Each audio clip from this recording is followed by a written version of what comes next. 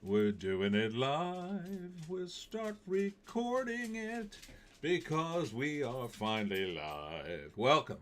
Welcome to the live stream. Let's make sure we're on here. Doing it live. All right. We're live where we do it live. Welcome to the live stream. And I just made it here, Joan. 7 p.m. 7 p.m. Joan and I and my girlfriend went to a nice dinner with the folks. That was very nice. Where we had chicken parm and for dessert, chocolate pudding pie. Delicious. So while we're waiting for people to wander in, let me tell you about my week. It was a strange week. I had Tuesday, I was supposed to do something in Vineland. That got postponed. Friday, however, I did Jane's Tea House with tea with the Jersey Devil. And one of our chatters came in, and that was, of course, Clinton Miller. Came up from where he lives down south with his family and saw my whole talk. That was nice. I signed some books for him, and it was great to see him. And it was a good turnout, good event, really good snacks. Really good. Great tea. Amazing tea. You know how much I love tea. Then what else? Oh, and then I was supposed to do the art walk either Saturday or Sunday, depending on the weather. And it was so back and forth all week. The organizers decided to postpone it off this weekend. So that got pushed back to next Sunday. So I ended up with the whole weekend free, which... I mean, I understand why they did it, but I had like 5 other events I could have done that weekend, and it was kind of frustrating. Kind of frustrating to make not as much money as anticipated. But next weekend should be gangbusters as long as the weather holds. So pray for me. But that's about it. Spent a lot of time doing house stuff, getting the house ready, fixing things, so to speak. I don't really do much fixing. I do some. I do a little. I can get like this far on the home repairs. After that, the moment it gets complicated, yeah, I got to call a guy. But I understand more about that movie with Tom Hanks and Shelley Long, The Money Pit. Yeah, the house can be a money pit. You can just get, it's just endless. It's just endless things in your house that break, need replacing or repair, and you're just constantly going, oh no, now what? Now what? But whatever. Indie Phantom is here. Well, I did see Michael. Great performance by Jafar, but kind of just by the numbers. I saw the Jacksons live in '84, and the recreation of that concert was solid. Wow, you saw the Jacksons in '84, eh? Neat. I wasn't too big into Michael Jackson until maybe the Thriller album. Then I started to go, Indie Phantom. No Brooke Shields, just Michael and CG animals. Well, how many animals did he own? He had Bubbles. I remember Bubbles. Was he like Mike Tyson? Did he have a whole menagerie? I don't remember. I don't remember him having that many animals, but I remember Bubbles. But wasn't that later? Wasn't that... Oh, maybe not. I remember him buying... didn't he buy the Elephant Man's bones at one point? Or he bid on them. I can't remember. That's when things started to get a little weird with him. I think the Elephant Man's bones and Bubbles. That's when people started going, what's going on with this guy? I think that was right before he burned his face off in the Pepsi commercial. Indie Phantom. Yeah, in Montreal Olympic Stadium. Thriller was really the focus of the concert. Saw him in '84. Thriller was... Yeah, I guess that was before then. Man, the early '80s are a blur. Everything used to be so important. It's very important when you're younger. And then later you get older and you just go, wow, why did I even care about that stuff? I remember my friend whose mom was super religious. Not really his whole family, but his mother was super religious. Wouldn't let him have a Michael Jackson album, but he bought one anyway and he hid it. And he would play Dungeons and Dragons with us, and he had to hide that. And like, we'd go over to his house and play Dungeons and Dragons, but we had to hide it from his mother. And he also had a motorcycle he hid from his mom. He had all kinds of things. He was living like, not even like that crazy of a life, but you know, he was doing stuff his mother would just hit the roof. And it was funny. It was an interesting time. But yeah, let's get into the box office. Speaking of Michael, and talk about the Michael biopics doing very well. 97 million in its first domestic opening, and 120 overseas. That's pretty damn good for $217 million. Indie Phantom, in the movie, he has like a giraffe, a cobra, rats, and whatever else. Janet didn't sign over her rights, so it's like LaToya is the only sister. That's so weird, because to me, it's like, would Janet have to... Would they need Janet's permission to, like, mention her? You know what I mean? It's like, it's a historical fact she exists. So, isn't that just a fact that she can't deny? I mean, like, why would she care and sue the movie? I don't know. Clint Miller's here. Hi, Tony. Indie Phantom, it was great seeing you Friday. Loved your talk. Thank you. And I believe your girlfriend Amber requested I do the female voice I did during the Jersey Devil talk. So remind me, I'll do that later. Indie Phantom, Michael is already the biggest bio of a singer. Yeah, I knew it would be. Oh, I knew this thing would be huge. Quite frankly, I'm surprised it's not even bigger. And I think this will have legs. It's already at 217 million the first week. The budget was 155. So it's got to make 310 plus maybe 80, so like 390. This should cruise to that, no problem. Next week, it'll probably be pretty close to 390. Certainly by the third week, it'll be over 400. So, money in the bank. Indie Phantom, I think Janet was kind of just seen like holding a cameo or something. Oh, okay. I guess they couldn't really do much with her. Clint, I'll remind you. Okay. But yeah, how could this not be one of the biggest movies ever? Quite frankly. I'm surprised it didn't do even bigger numbers.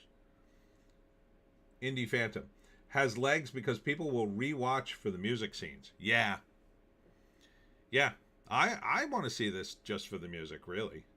I don't even really care about the bio portion. I just want to see the performances. So yeah, huge movie. It's in 3,955 theaters.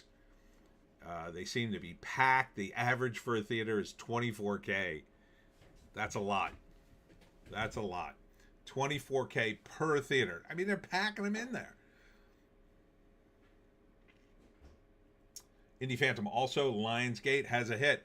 Oh, thank God. This is a Lionsgate movie? I didn't even know it was Lionsgate. Thank you, Lionsgate, for finally doing something. You're right. Thank God.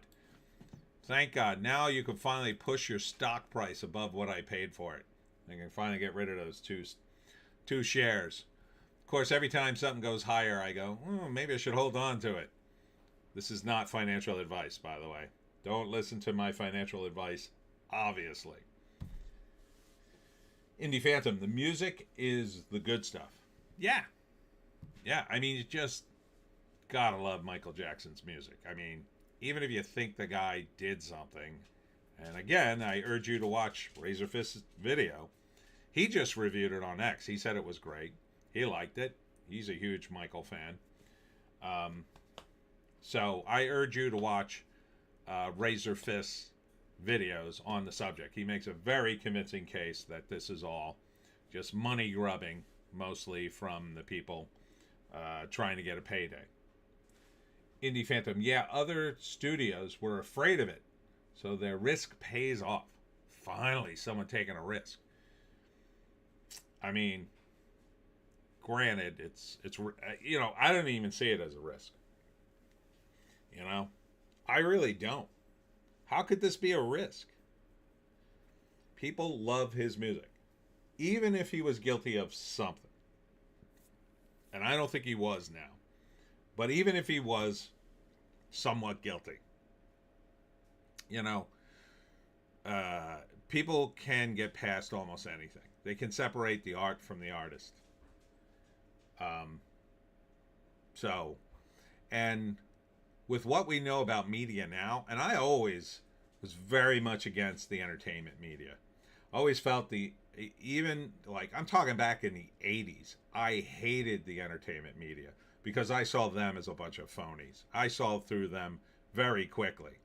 The regular media I gave more credit to because I thought, oh, well, they're the regular media. They don't, they're not bought and sold. Ha. But, the entertainment media, to me, has always been bought and sold. So they go with whatever is, going to make them more money or it's more entertaining or whatever. Indie Phantom, very similar to Bohemian Rhapsody. Mike Myers plays the same character, I think. Oh, neat. I didn't know Mike Myers was in it. So it's a shared universe. Yeah, I'm pretty sure Freddie Mercury and Michael Jackson were in the same universe, so that works out. Now they have to do one where Rami Malek meets Jafar Jackson that would have been a funny cameo, right? But I didn't know Michael Myers was in it as the same guy. Let's see who he played. I don't even know who he played in Michael. I assume some record executive. So here's Michael.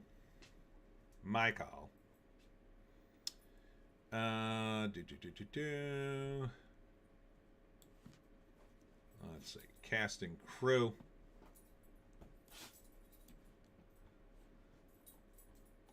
Mike Myers plays Walter Yentnikoff. Walter Yentnikoff.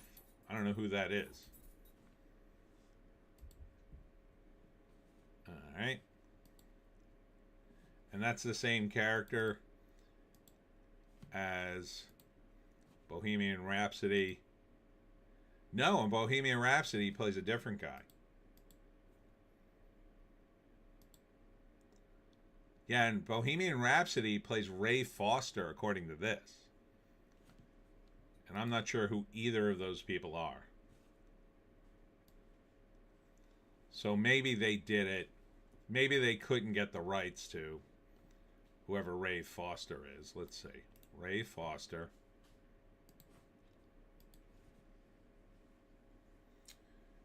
Indie Phantom. Fave sequences behind the scenes of the Beat It video. Would like more of that stuff. Absolutely. I mean, that's the kind of stuff people, I think, are tuning in for. Let's see. Ray Foster is a fictional character. EMI record executive portrayed by Mike Myers. So he wasn't a real guy. Indie Phantom. He seems like the same guy, music mogul. All right. Let's see if the guy he played in Michael was a real guy or not. Kind of thinking not now, but you never know. The name seems pretty elaborate. Where the hell is it now? Man, there's a lot of people in this film. Nuts. Where's the thing? There we go. Mike Myers. Walter Yentnikoff. All right.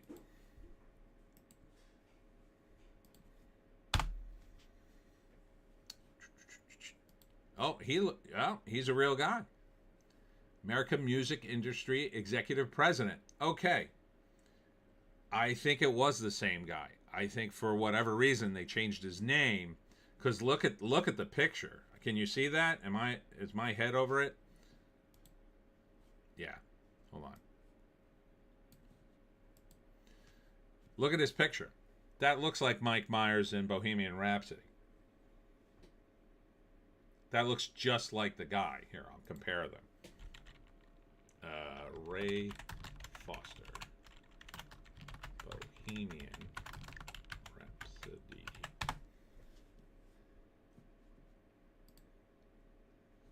Yeah, it's got to be, that looks just like him.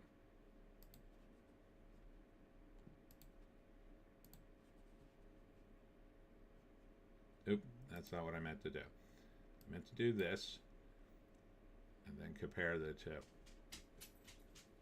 So what they probably couldn't get the rights to Ray for Bohemian Rhapsody.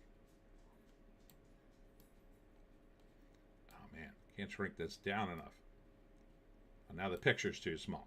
Damn it. I was trying to do a side-by-side comparison here. Oh, there we go. There you go.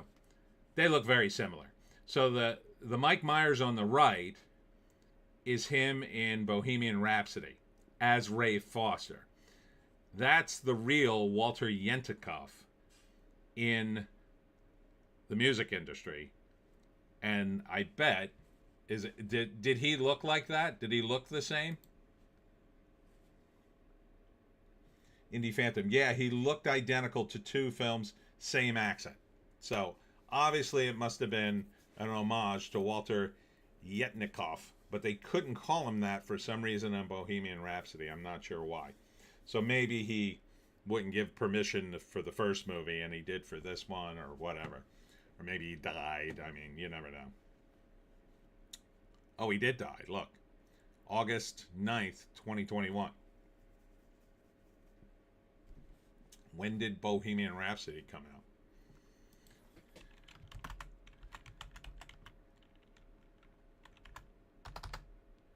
Bohemian Rhapsody film came out in 2018. Yeah, so he died. Now they can put him in. Interesting. It's weird what you learn looking this stuff up, right? So, yeah. So Michael doing very well, doing the best of any musical biopic. And unfortunately, now we're going to see a whole torrent of them. We already saw one about Whitney Houston. So that one, I don't think that one did too well. You might see one about, I would say, Mariah Carey, probably. That seems like one they could do. You know, maybe Rod Stewart. You know, there's a whole list of singers they could do. But back in the day, they used to do this about anybody who was famous, really. I mean, they did all the Rat Pack at one time or the other. Indie Phantom, that explains it, yeah. All right, moving on. The next movie is, of course, Super Mario Galaxy movie. Dropping from 1 to 2, it made $21 million in its... We're in a fourth week for that, I think. Third or fourth week. It's at $831 million worldwide on a $110 million budget. So that's pretty good return. That's money in the bank. That is money, baby. I don't think that's going to make $1 billion. Because next week it might do another 20. So you might... I think I predicted this when it first dropped. I think I predicted it at about 900 million. And it's sort of like Oppenheimer. They could see $1 billion, but they're never going to get there. But the merchandising probably puts them over. Indie Phantom, other music biopics failed recently, so it's kind of a risk. Michael is one of a kind. I would agree, but I would say studio execs aren't known for their particular nuance. They just see money and go, oh, we got to do another. Let's do one on Tito Jackson. He was a Jackson. They've already done 19 million Jackson 5 bios. So, Indie Phantom, they released at a smart time, avoiding summer blockbusters. I think people will still be watching this a couple of months from now. I think this will stay. I mean, they could probably keep this in the theaters until the summer, because this would be a fun movie to see with your friends if you're, a fan of the music. I could see people going to this as an event type movie, right? You get together with your friends, you're all fans, or you're musicians or whatever. You go and then you hang out afterwards at a bar or something, talk about the music. Or you go back to somebody's place and, have drinks and then play more music. It sounds like a good group event, Indie Phantom should mention the young Michael actor really nails it too. Oh, so they had a kid Michael too. Oh, I gotta take off my shoes. Oh, it's so much better. Huh? Who's that? Who's little Michael? He's got to be first on the list. You got Jafar. Oh, there he is. Giuliano Valdi. See, does he look like him? Yeah, he kind of looks like him. Wouldn't take a little bit of makeup, I think, to alter his facial features just a little bit. Yeah, I could see it. He looks enough like him. I'm old enough to remember the Jackson 5. A, B, C.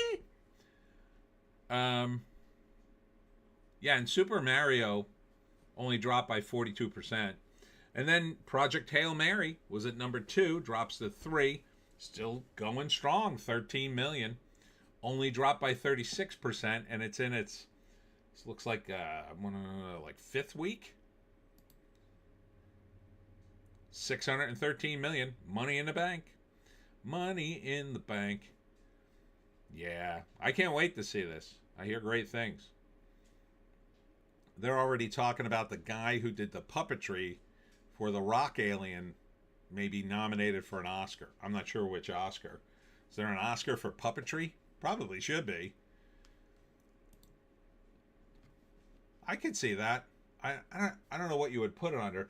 Really the Oscars should have a more sort of fluid nomination thing, right? So like puppetry, there's a handful of movies that are really good, but there's not always puppets in the movie theater. So some years you just wouldn't even have the category, I think. Indie Phantom, lots of Jackson 5 stuff, and ends with a concert performing of the Bad single, teasing another movie, which is going to happen. Yeah, I'm not sure what they're going to do for it. I guess they're going to go through his court dramas and eventual death, but that's kind of a downer. I kind of hate movies like that. Once in a while I would like to see a biopic that ends, maybe can't end happy, but, ends with like, sure, the main character is going to die, you see his death, but really his death is a shining example to people everywhere. Have they done what's his face? God, I can't think of his name now. Super bad. God, why can't I think of his name?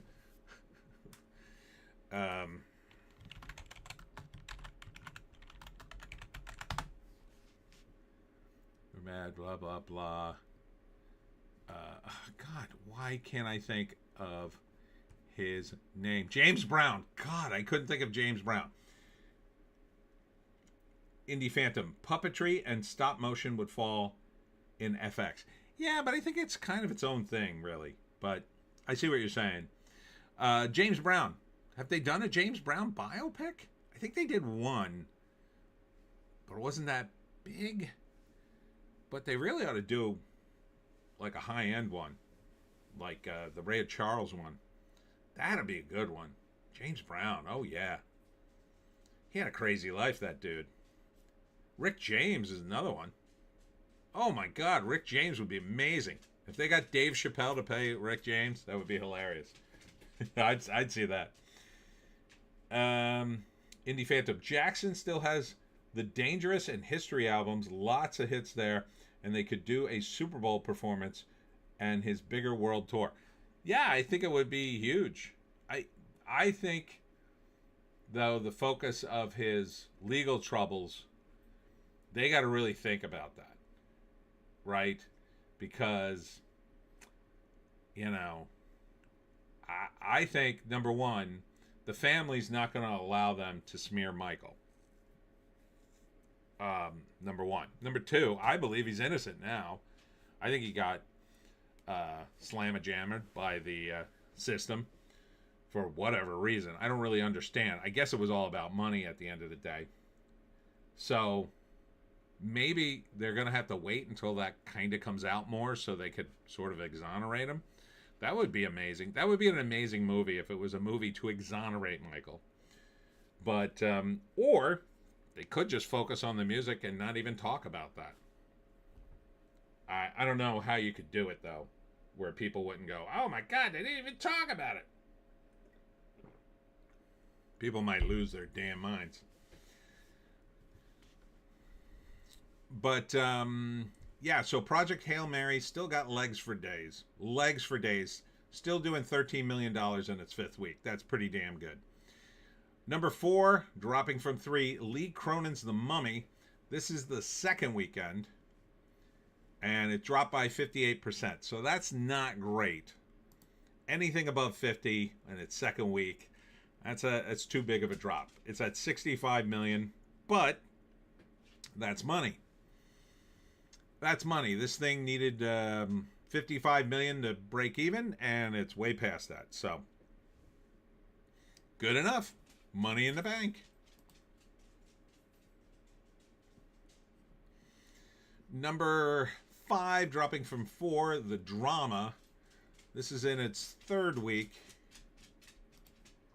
Indie Phantom. They had to cut some of the legal stuff out of this one, so feel like it might not be the focus. They will probably just bring it up in a conspiratorial way. Still a win. Yeah, I would like it that way. I would prefer that. The Drama, I didn't like the looks of this. 28 million. I think that's money. Let's see. 28 million production budget. So 56 plus 14 is 70. And we're at 76 million worldwide. Yep, that's money. That is money. Somehow Zendaya made money. I'm not sure how, but there you go. Number 6, holding on at 6, Hoppers, 1.9 million. I think this one made money too. It's 150 million production. It's made 370, so that's 300 and half. That's almost break even. Another 5 million should probably make it by the end of this week. And then probably just break even if the formula makes any sense. Surprising. That movie looked terrible to me. And speaking of terrible, You, Me, and Tuscany in its third week. I sort of hate this movie. It was made for 18 million. It's currently at 20. I don't think it makes its money. To which I say, good. Indie Phantom, Hollywood is back, Tony. It's all the money. It's all a money train now. No worries left to bear. Yeah. Yeah, just the complete collapse of the culture. Other than that, You, Me, and Tuscany ain't gonna make it though. I don't think at 20 million. And this week it did 1.5. Nope, that's done. Stick a fork in it. You're dead. What did it need to make? It needed to make 1836 and 9, 45 million. Nah, it's not going to make that. Good. I hate this movie. Terrible premise about a woman who just moves into some dude's villa when she meets him in a bar, somehow finds love with another dude while pretending to be married to his cousin and living in his villa and stealing his stuff, apparently. What a terrible pitch. What a terrible, terrible pitch. Number 8, Over Your Dead Body. the next new movie this week, 1.4 million. I think I saw the trailer for this. Oh yeah, this is a remake of a great movie called The Trip. It's an American remake. It says here, a dysfunctional couple heads to a remote cabin to supposedly reconnect, but each has a secret plan to kill the other. Nomi Rapace is in the overseas version, which I think was made in Norway. I think it's Norwegian. Man, it's good. The original, The Trip, is amazing. This version of it, I don't know. It's got Timothy Olyphant as the bad guy. It has what the hell's his name? I can't even think of his name. I don't know why they changed the title of this, by the way. Over Your Dead Body. I can't think of his name. What the hell's his name? Jason Segel is the husband, and who is? Oh gosh, who's the wife? Samara Weaving, hot as the wife. There's Timothy Olyphant, and then they gender swapped one of the bad guys with Juliette Lewis, I think. I don't see her in the cast. Where the hell is she? It's not a big role, so maybe it's down the list somewhere. Juliette Lewis, yeah. So Juliette Lewis is one of the bad guys, but originally it was three men. So Timothy Olyphant, Juliette Lewis, and I forget who the third guy is. Highly, highly recommend the original The Trip. This is an American remake. I don't know if they're going to go for the jugular like the original one did. It only made 1.4 million, so you're probably going to catch this on a platform very soon. It doesn't look like it's doing well. Do we have a budget for this? No, it probably didn't have a huge budget, but I got to think it's at least 10 million or more. You can't even make a movie without spending 10, 20 million these days. So it's a shame because the original one is very good, but I don't know. There were some pretty edgy bits. I don't want to give it away, but there were some pretty edgy bits in the original one. I can't see the Americans making that because it literally is a husband and wife go to a cabin and they plan on killing each other, and it's a pretty high bar to hit. Indie Phantom, The Trip, isn't that Dennis Hopper? Nope. Well, that might be an American version. Indie Phantom, don't know it. It was on Netflix like a couple of years ago. Look for The Trip and Nomi Rapace, who was in the original Girl with the Dragon Tattoo. She was also in Prometheus. So, she's very good. And the ending's not... It's a little sort of too simple, but there's really only one way you can wrap up this movie, I think. I don't know if they're going to be able to pull it off in an American version. Number 9, up from 20 in its second week, so they're trying to jack this up artificially, I think. 1.2 million, Mother Mary. Indie Phantom. The Trip was also a big drug film with maybe Peter Fonda. Nope, that's a different film I'm thinking of. Haven't seen either. Mother Mary is Anne Hathaway playing like... She's sort of like a Sabrina Carpenter, Madonna, one of these pop singers who's got a ton of songs, and the whole movie is about her career, and she's trying to get back on tour, but she has to reconnect with this dressmaker who used to make all her outfits, and I don't know, they had a falling out, and it's about how awesome the dressmaker is, and she's a strong, empowered black woman who don't need no man, and she's sort of like Mother Mary's guru, and there's all, I don't know, it looks terrible. It just looks awful. So I hard pass. I'm not surprised it's not doing well. I don't know who would connect with this. I don't really associate Anne Hathaway with singing. Maybe if you had had a real singer like Charlie XCX, or, and I hesitate to even call Charlie XCX a real singer, or Sabrina Carpenter, but you know, they're in the industry. If you had one of them play this character, it might work, because then they could put out Billie Eilish or someone like that. But I don't know. Who knows? Who cares? I mean, it was risky to try to create a fictional pop icon, but I think it's tough enough to do that in real life. You think you're going to do it in a movie with much success? I think you're really, really taking a chance. Number 10, I Swear. Okay, 640K. This just opened up. So this is the movie. Remember when during the BAFTA Awards there was a guy with Tourette's and he dropped the N-bomb in the middle of the ceremony when two black guys came out? It was Michael B. Jordan and Coleman Domingo. No, different actor. What's his name? Can't think of it. But he actually has Tourette's, and the movie's about him. And so this won some awards, and I hear it's good, decent enough movie. But here it only made 640K. Overseas, it made 11 million. It probably didn't cost a bundle to make, because they made it probably over in the UK through the BBC or something, and probably didn't cost a ton of money.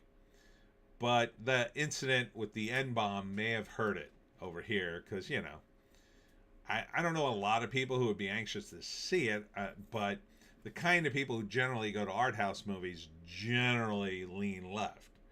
So I kind of think the incident may have hurt the movie, right? There may have been a bunch of woke tards saying, ooh, I better not go see that movie, because, you know, fearing they'd get criticized for supporting it or something. But I hear it's good, so I don't know. It's the kind of movie I wouldn't go to the theater for anymore. Back in the day, I would have gone to... I went to see everything, but these days, I'll wait. Indie Phantom, would be weird to be in a cinema with a bunch of Tourette sufferers shouting obscenities at everyone. Yes, it would. Indie Phantom, heard it's a funny movie with a good actor. Yeah, me too. So I kind of would like to see it, but I can wait for that movie. I'm not like super anxious to see it. The only movie on this list I would see in a theater, I might see... I'd be up for seeing Michael in a theater if I could get a group of people to go, maybe. And maybe Project Hail Mary, because I'm pretty sure it's an awesome flick. And you know, if you got up a group and you were the friend that suggested it, you get a lot of friend cred for suggesting a good movie. Indie Phantom, definitely a streaming flick. Yeah, everything's a streaming flick for me these days, though. I don't like to go anywhere. Number 11 is Desert Warrior. This is a movie starring Anthony Mackie as a famous warrior in near Arabia during the 7th century, something like that. So he has to protect a princess, and so we talked a little bit of this when I was doing the review of the trailer, and we were trying to figure out whether or not Anthony Mackie would be an appropriate casting choice for a historical character. And there were some people said yes, and some people said no. The reasons they said yes, of course, is Arabia is right next to the African continent, and there was a lot of overlap there. So yes. And the reason one guy said no, one guy claimed that the character Anthony Mackie is playing is based on a real guy who would not have been from the African subcontinent. So I'm still not quite sure if the casting was historically accurate or whatever, but I'm not that too concerned about it. It looked like a decent enough flick. but it looks like it's not going to make its money. Um, Indie Phantom. Michael would be a decent date movie, although my score is 2.5 and would rather just watch the real Michael stuff. The guy has a huge media footprint. He sure does. Sure does. So if this movie is premiering at 472K, there is no effing way this thing makes 140 million. Now, it's only in about 1,000 theaters. Maybe it does well and they kick that up to 3,000 theaters, but I doubt it. I doubt it. Indie Phantom out of 5 as per Letterboxd rating system. Okay. So really you're saying it's mid. It sounds like you're saying the Michael movie is mid. It sounds like you enjoyed it more than that. Unless you're a very harsh critic. And you rarely give things above 3. But, number 12, The Christophers. Another art house flick. Believe this is a second week. 332K, dropping by 45%. It's only in 295 theaters. Yeah, this sounds like it's done too. I mean, Indie Phantom, yeah, high mid. Yeah, this movie doesn't sound like it's going to make its money. 1.3 million? Nah. It's got, I think Ian McKellen's in that movie. Would that even cover him? Number 13 is Exit 8. This movie looked kind of okay. This is, I think it's based on a video game. But it's an Asian release, I think. I think it's Japanese. It says it had limited release in Japan. Or is it? I'm not sure. But it looks cool. Okay, it was Japanese. Yeah, it looks like a very Japanese movie. So it looks weird. Horror. It's only PG-13. I would totally see this movie. But I'd wait for streaming. Indie Phantom. I'm harsh because way too much CG and obvious stuff. The hair burning was kind of weak sauce effects. Oh, they did do the hair burning. I thought that was a little later. After that, Fight Club back in theaters, $219,000. Wonder why they're putting Fight Club back in theaters. That's weird. After that, Reminders of Him, 120K. Lorne, the biopic about Lorne Michaels, dropping 74% in its second week. Yeah, I didn't think anybody wanted to see this, really. I don't know what it cost to make. I'm guessing more than $426,000. Oof. That's rough. If you had done this movie, I'm going to say in the 80s? No, in the 90s. That would have been about 20 years after the premiere of Saturday Night Live. If you'd done it in like 95, I think people would have been really into it. Now it's just too late. Alex Ogle is here. Evening, bigots. Tony, you can get some extra sauerkraut for your gabagool. What? As I've bought the first 7 of your books. More will follow. Thank you, Alex. I will get some extra sauerkraut for my gabagool now. You have a strange things with food. Thank you so much, seriously. But yeah, Lorne, it's too late for this movie. It's too late for the Saturday Night Live movie, and it's too late for this movie. The Saturday Night Live movie you needed to make should have been based on the book. That was a good book. I read that book. Indie Phantom, you know what's weird? Is AI? AI has an unexpected negative effect. Oh. Al? Do you mean Al or AI?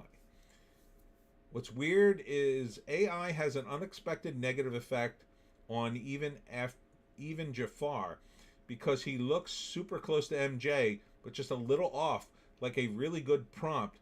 Give me Michael doing Billie Jean. Evening, Alex.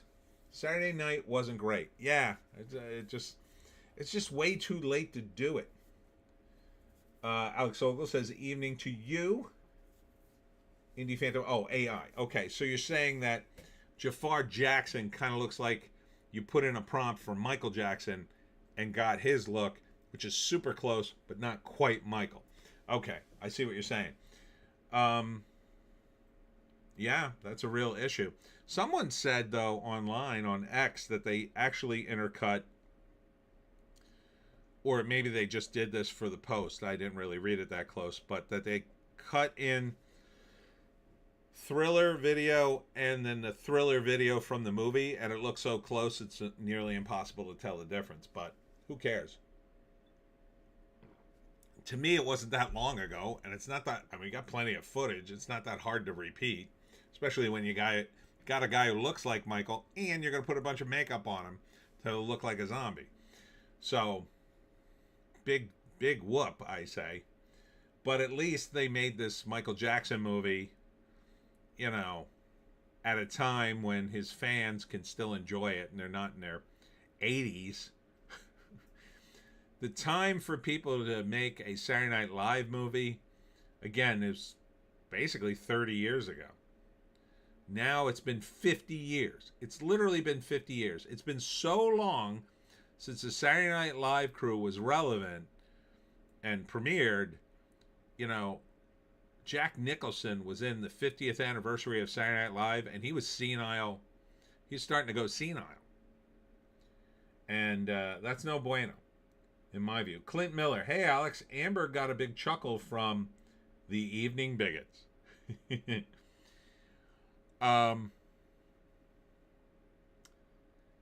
So, yeah, they really should have done that movie a long time ago. Okay, next up is Scream 7, still lingering at 67K. 59 days in theaters. That's just 2 months. 2 months in theaters. I'm not surprised. Ready or Not 2, Here I Come, 59K. Also still hanging around. Blue Heron, 52K. Eruptja, 30K. The Stranger, 25K. Alex Ogle, given how Hollywood likes to imitate the real world rather than the other way around, perhaps we can look forward to a trilogy of movies where various teachers, leftist feminists, and they-thems unsuccessfully try their hand at, I'm not sure I can say that word on a live stream, let's just say deletion. Yes, I'm sure. I knew we'd be talking about that. It's funny because, well, it's not really funny, but, you know, this guy who attempted a deletion of the president really seems like he had TDS bad, like really bad. Like he was hyper radicalized. And, you know, he really thought he was doing something noble for who? I don't know. I don't think he had a family. I don't think if he was in a relationship, we know about it yet. You know, I would think anybody in a relationship with him would be like, honey, give it a rest. But you know, you have these very sad people who just desperately want to do something noble with their lives or have some sense of meaning in their life. And to some extent, I can understand that. Everybody wants to have meaning and purpose in their life. I was always looking for that in my projects until I found like the Pineys. And now I really feel like I have something. Those guys, I mean, it's a shame because the guy, you know, he wasn't a dumb dude. Like this wasn't like the guy who took a shot at Trump on the golf course. You remember him? He had gone to Ukraine. He'd volunteered, I don't know, to fight someone one-on-one. I want to say it was Trump. He offered to be, I don't know, transferred to Ukraine to fight and die in that war. Like he was just so off the charts in terms of his politics and his delusion, in my opinion. Like that's the kind of guy you imagine takes a shot at a president, right? Somebody who's so completely unhinged with no real life's prospects, I'll say. Now, this guy, the current guy, he graduated from, and this is all I read on X, basically. So apparently he or graduated from Caltech. Indie Phantom, at least he lived as they could use him to really expose TDS, but they probably won't. The situation is so normalized. Guy was just working as a tutor center, so a low-paid teacher. I'm not sure he was that low-paid, because maybe he was towards the, before this incident, but he did at some point work for NASA. Who else did he work for? But he was a Caltech graduate. And there was the reason they had footage of him a few years ago, he worked on a project for people in wheelchairs to create this kind of brake that would stabilize wheelchairs, so when people in a wheelchair stopped, it really held the wheelchair in place, so I guess they could stand up out of the wheelchair. Maybe it was for people who were a little shaky, not totally wheelchair bound, and seemed like the most normal guy in the world. So he was a teacher, but he had pronouns in the bio. He had a severe, in my view, TDS, and his manifesto pretty much says it all.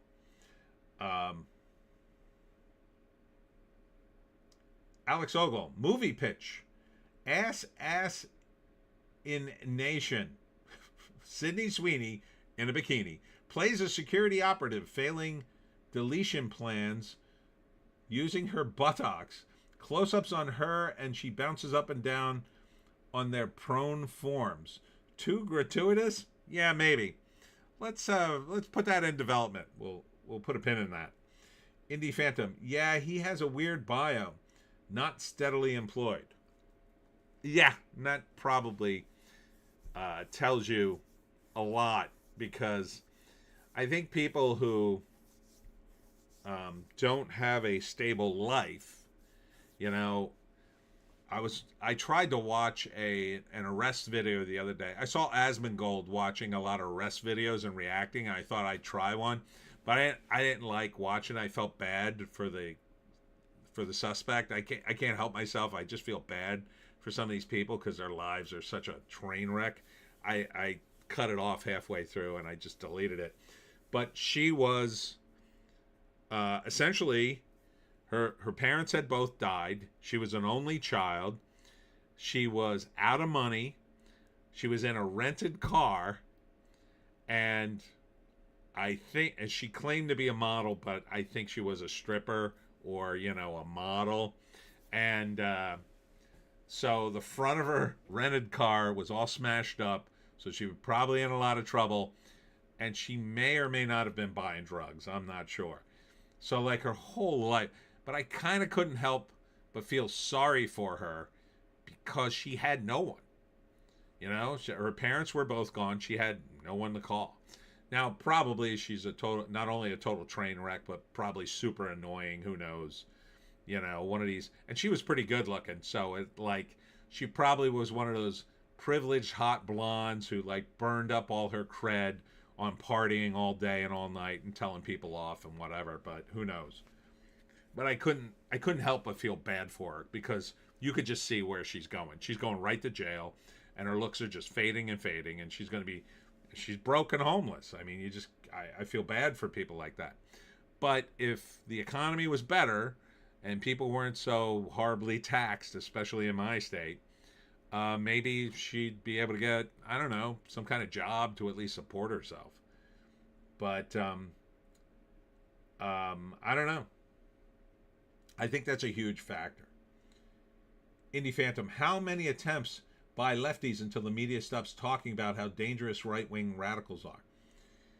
It's all part of the plan. I mean, it's all a psyop. Everybody's brain is being cooked online. You have to be very careful now. I mean, even on X.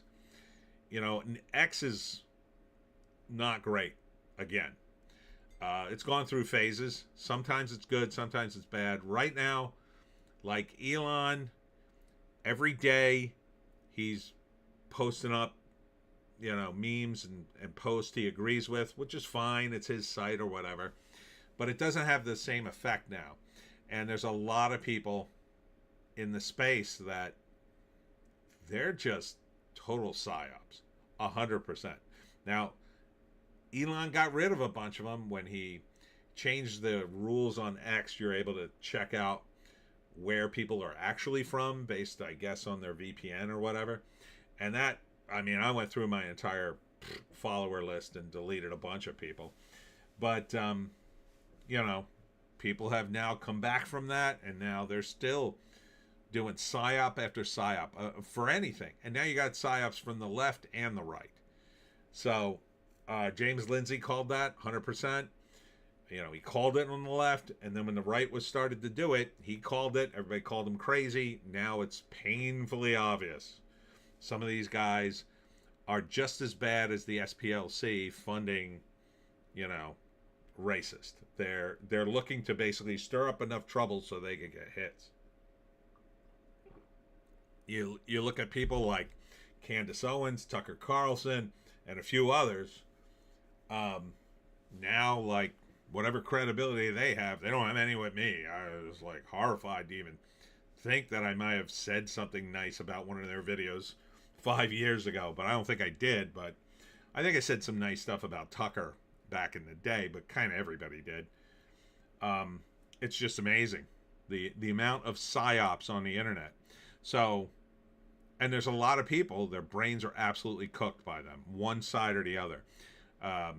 Asmongold was looking at another video today about a young guy in Florida. He's 19, and he sounds totally brain rotted.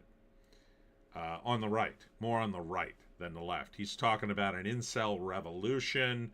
And the FBI came to visit him because he was picturing himself with guns and saying stuff like, now is the time. The incel revolution is coming, that kind of stuff. They banned him from Instagram, and the FBI comes to his house. His friend is talking to him about it. These are young guys. They could do anything with their lives. 19 and 20 years old. These guys could do anything. They're young. They could start a business now. They'll be millionaires by the time they're 40. Instead, they're online. Their brains are completely cooked, talking about a certain group of people, which I won't mention because I don't know how YouTube would react to. I don't agree with these people, by the way. Their brains are cooked by Nick Fuentes partly, and all these other, I would call them psyops. Anywho, Alex Ogle. So the lesson from this is that it's easy to be a teacher in Caltech if you have a patchy employment history and obvious signs of mental instability. Yeah, well, it's probably, again, it all goes back to politics for these people. He had the right kind of politics. He had the right kind of degree. So they just waved him in, right? If he had different politics, they might have said, whoa, we don't know about you. So a lot of people get waved through the front door because they have the right politics in certain institutions. The Marxists have captured certain institutions, and education's a big one. So if you got the right politics, they're going to wave you through the door. If you got the wrong politics, you're not going to get the job at all, I think. And you're never going to know because they're way ahead of that curve now, I think. Indie Phantom, I started watching an old TV miniseries, Helter Skelter, about the investigation of the Manson family. I think I saw that one. High production value from the late 70s. The stuff in Spa Ranch looks accurate. Tucker and Owens, though, just way off the rails stuff. Oh, absolutely. Things will continue to be unhinged. Well, I think people get to the point, a lot of people do, the most people get to the point where they just kind of look at it and go, no. That's kind of where I am on a lot of this stuff. I just look at people now and I go, you're gonna have to show me a lot of receipts before I ever trust you on the internet. I mean, you're looking at a guy. I now get emails every single day, sometimes up to 5 or 6 a day, from people looking to advertise my book, and they're obviously fake ones. I mean, it's just spam My spam filter is jam-packed with these. I ban them every day, and they just keep coming. So, and there's a lot of people on X doing that, and that's just in the book publishing industry. And then they ain't a lot of money in it. I mean, there's some. Sure, you can gaslight some wannabe author and soak him for 10 grand while you edit his book and get him a cover and publish his book or whatever, and really it costs you nothing. Or you just take his money and run. I don't know. But, man, it's not a lot of those guys.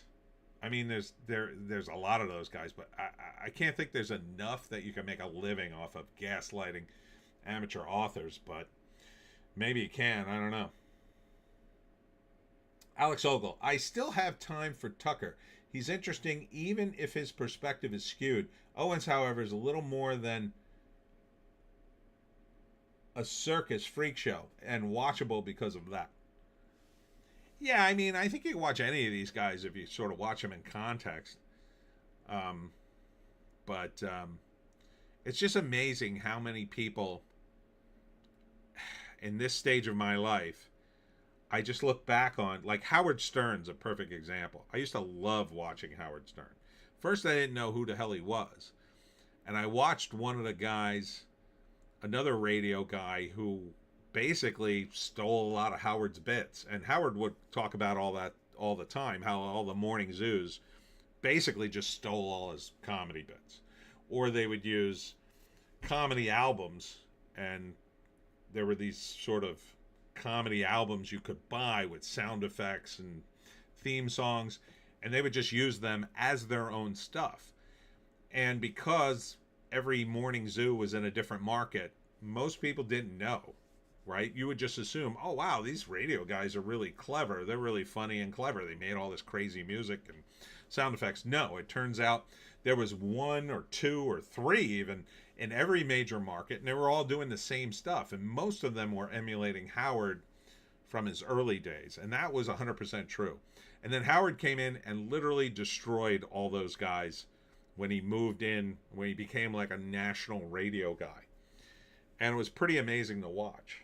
But then, I don't know, something broke in him. I think it was something to do with COVID, because it was that era. He's just not the same guy, you know? And I guess it's true what they say, you know? People are corrupted by power, and I think Howard was just too rich for too long, I guess, and became corrupted by his own success. And now, you couldn't pay me to watch his show or listen to it. Clint Miller. Greaseman? I remember him. He's an old dude. Is he still alive? I think he's done. Alexander Ogle. Academic Agent covered a surprise interview on the BBC with Tucker, and he took apart the stupid interview techniques of the presenters. I'm always happy when the BBC gets humiliated. Yes. Double A covered a surprise. Don't know why that got screwed up. Oh, Academic Agent covered a surprise. Oh, you're correcting the, yeah. I don't know why it does that. Sometimes the chat gets messed up. I'm not sure why. I think it's whatchamacallit, oh God, what are they? You know, when the phone does the corrections, like the corrections on your phone, whatever. Indie Phantom, Howard turned shortly after his marriage, and I haven't seen multiple friends, and I've seen multiple friends go woke the same way. It's so strange to me to see people do that. Like, on the one hand, I kind of understand why young women do it. Because young women are very image conscious. This was a huge trend, and they were caught up in the trend. And they're young, and young people do something. I did it. I did stupid things. I got caught up in trends. But it's weird to see older people that way. It's weird to see some of my older relatives with TDS, because you would look at them and think they'd be past all that. They take one look at the politics and just go, I can't, I don't care about politics anymore. Just want to get on with my life. I don't care. but they are super angry. So there's a lot of techniques out there that it just turns people's brains into mush. It really does. You know, I've been terminally online talking about stuff forever, and then sometimes I go see normies, some of my friends who aren't terminally online like me, and I start talking about stuff, and they're just like, "Whoa, you gotta shut up. We're in public." And I'm not like, I don't think I'm too impacted by it. I know I am to some degree, but I just I try to make good judgments, but you see some of this stuff and you think, "Oh my God, what are people doing?" Especially when you see crazy videos and stuff. All right, moving on. Where'd that leave us? Somewhere near the bottom. Ready or Not 2, Here I Come. 59K. Blue Heron. No, I read these. Oh, the next new one is Omaha. Not sure what this one is.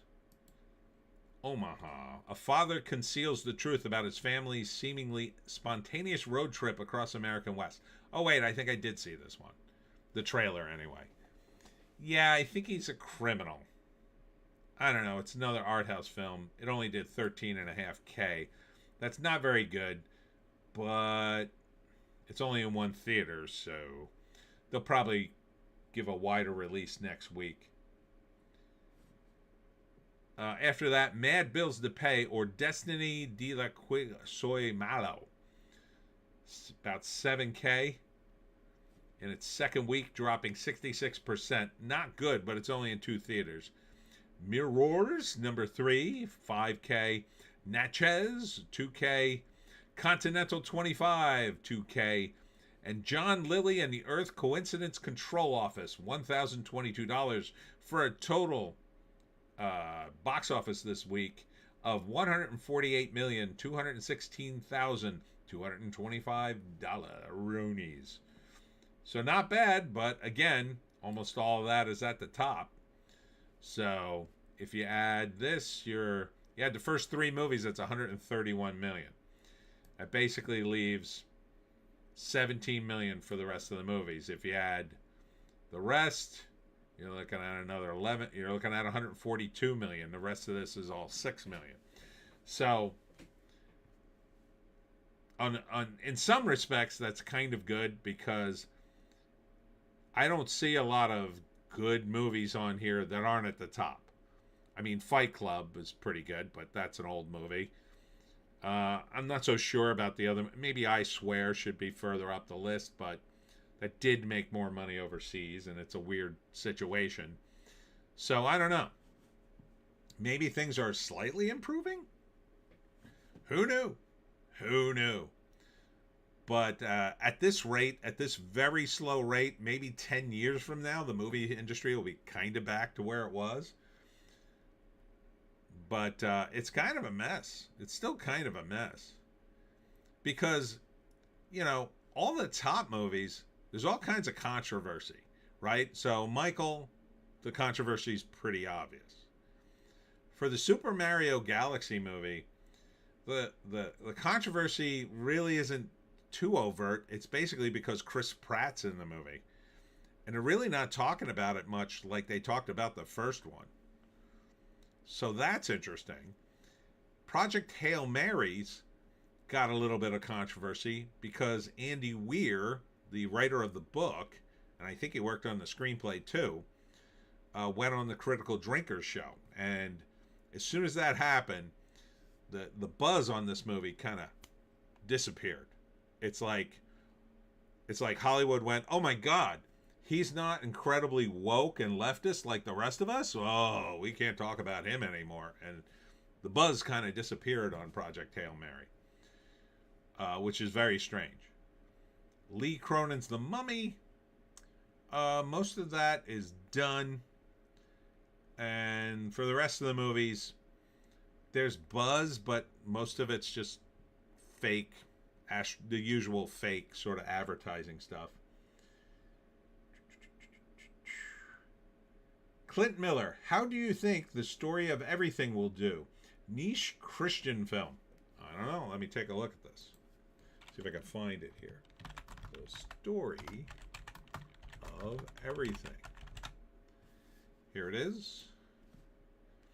A cinematic exploration of the cosmos that reveals that the hidden hand behind our universe, from the precise laws that govern the stars to the intricate patterns found in everyday living cells, the film traces evidence of intentional design through nature, whether examining distant star-forming clouds or the spiral structure of DNA. We discover a consistent signature woven into the fabric of existence. That's a documentary, so it'll do a couple of mil, maybe. Even if it may not even get a wide release, so it may go directly to the platforms. Documentaries typically don't do well. Fahrenheit 9/11 did well because it was very sensational and topical at the time. A movie like that, it's just not going to do well. And it's not a statement on the quality of the film. It's just most people don't go to the movies for a movie like that. That is 100% a streaming film, or a film you'll see on back in the day when the Discovery Channel played more sciencey stuff. I mean, people do want to see those documentaries. Most men want to see the kind of nonfiction stuff. But just like the History Channel turned into, did aliens build the pyramids? They kind of got away from history because you kind of hit the ceiling of what you can make on history with an operation like the History Channel. And then what do?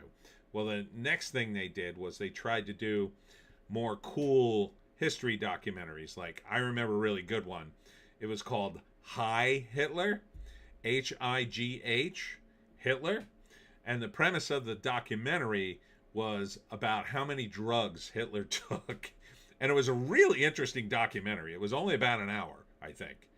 And it went into Hitler's doctors and the prescriptions he was on, and it showed footage of him very late in the Reich shaking because he was so drugged up. He was on like a whole concoction, a cocktail of amphetamines and all this stuff, and they were constantly injecting him to keep him up and all this stuff. And that's a lot of reason why he was, besides the fact he was crazy as a bedbug, but he was he was a drug addict. And it's a really interesting documentary, but you can tell that's kind of sensational. It's kind of taking the information and sensationalizing it a bit. And then after that, they did that for a while, but there's only so many of those you can do, right? Without investing a ton of money. They had a great little series where they would take homicide detectives and they would send them back to the scene of famous murders and have them do a forensic and an investigation. So the one I watched was they had an Italian detective look at the assassination of Julius Caesar from a cop's perspective. And then he looked at all the evidence and, he went to the forum and the whole bit. So that was very interesting because it gives you a little bit more insight into the actual events.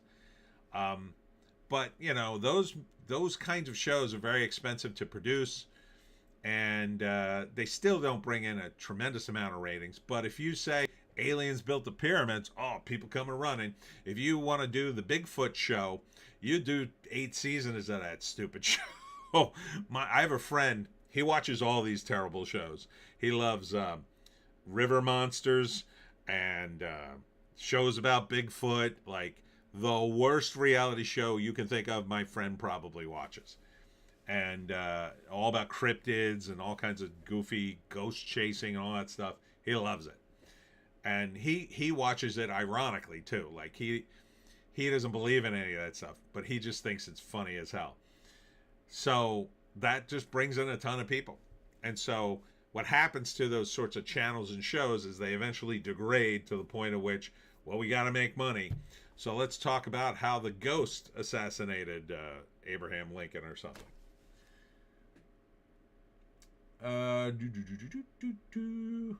Alexander Ogle, since the audience is so starved of good movies and entertainment, is the market ripe for a change to reset the scales or doubling down and taking advantage of the audience apathy? I mean, I think people are, it depends on what audience you're talking about. The problem with the studios right now is they're all scrambling to make a buck. And they're putting all their eggs in one basket, which makes it worse, right? So if you have 10, $20 million movies and 5 of them make enough money to cover all the expenses, you know, the rest, everything else the other ones make, the other 15 are gravy. And if they all make money, you're in great shape. And if 1 or 2 of them are bombs, who cares? But if you drop $200 million into one film, you're screwed when that film bombs, right? Because you just sunk a lot of money into a film, and if it dies on the operating table, you're screwed. You're absolutely screwed. And, you know, unless you're a massive studio like Disney or now Warner Brothers, Paramount, Skydance, you could be in big trouble. The problem is all this stuff has gotten way too expensive, and most of that is because the state of California, the state government of California has made it so unlivable. Taxes, everything's so high, everything's taxed. The state of gasoline in California, let's see what the price of gasoline in California is. Average price of gas in California. I'm going to say $6.50. $5.84 for regular, $6.25 for premium. Diesel is at $7.52. All right. Now compare that to my state, New Jersey, and we're a blue state. We have high taxes too. But the average price for regular right now is about $3.94. Near me, it's a little lower. It's about 10 cents lower than that. Diesel's at $5.73. That's $2 cheaper than California. That's a huge factor in the price of everything. So, Alex Ogle, just to really screw things up, they should make a History of the World Part 2. They are making a History of the World Part 2, unfortunately. At least it's in the works. I know they're making the Spaceballs movie, and I think they already made History of the World Part 2, didn't they? I think it was a TV show. Yeah, it was a TV series. Here it is. Yeah, it sort of came and went. It was like sketch comedy on Hulu. They brought, Mel Brooks back. Now, Nick Kroll is in it. He's very funny. And they already did Drunken History, which was sort of a version of this. But, yeah, it's not the same. Not the same.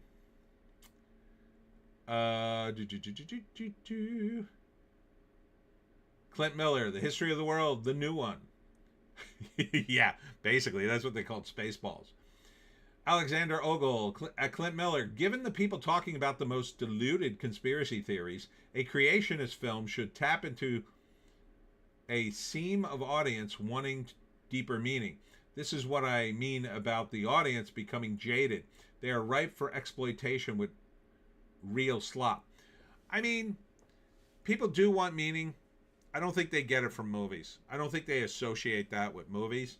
I think if that documentary is like mind-blowingly good, it'll happen later. That's a sort of, because it's a documentary, only in the most unusual circumstances are documentaries big.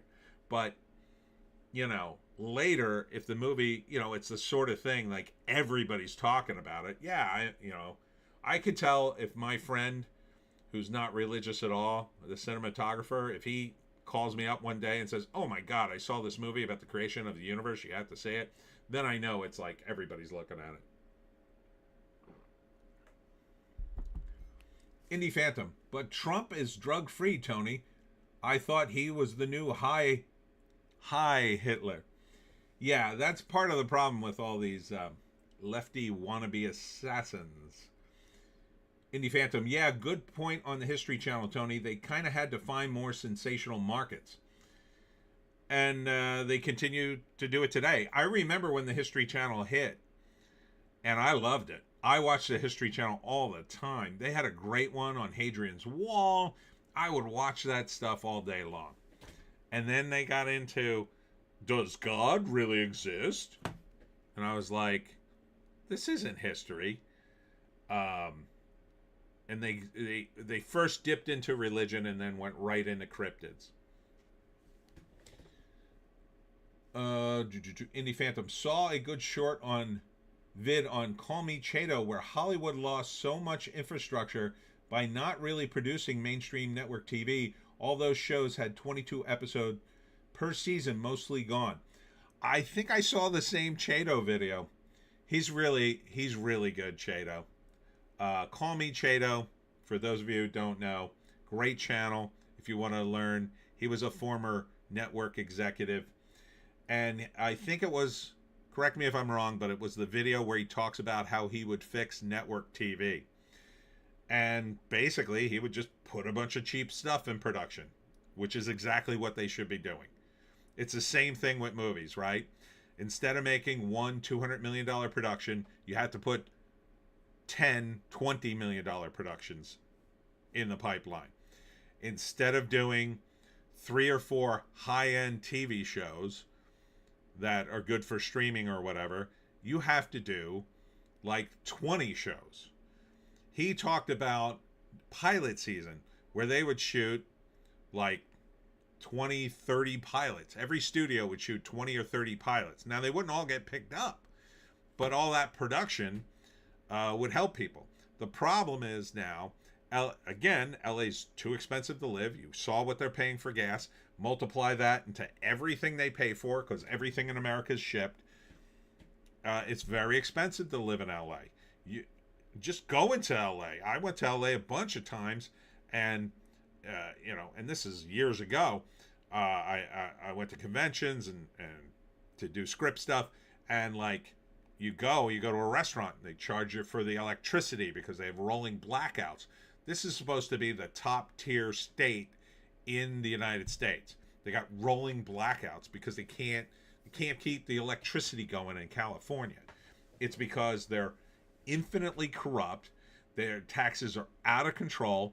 Everything's hung together by, a string and a prayer instead of being able to breathe.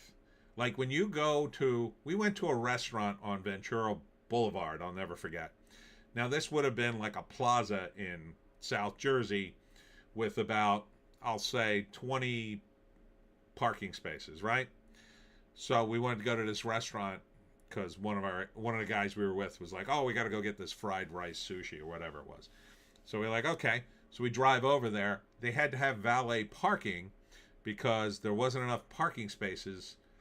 And this is a terminal problem in LA. The only place that was open was this restaurant. They had about 20 parking spaces, and that wasn't enough for the restaurant because they were just jamming people in there.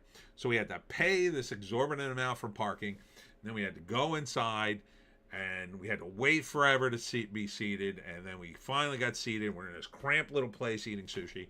It was horrible. Sushi was good, but it was a horrible experience. It wasn't relaxed. Everybody's on top of everybody out there. And this was like 2008. Now, and back then there wasn't that much crime. Now the crime's completely out of control. There's homeless people everywhere. That place is probably long closed. I mean, you got to have a functional middle class and lower class.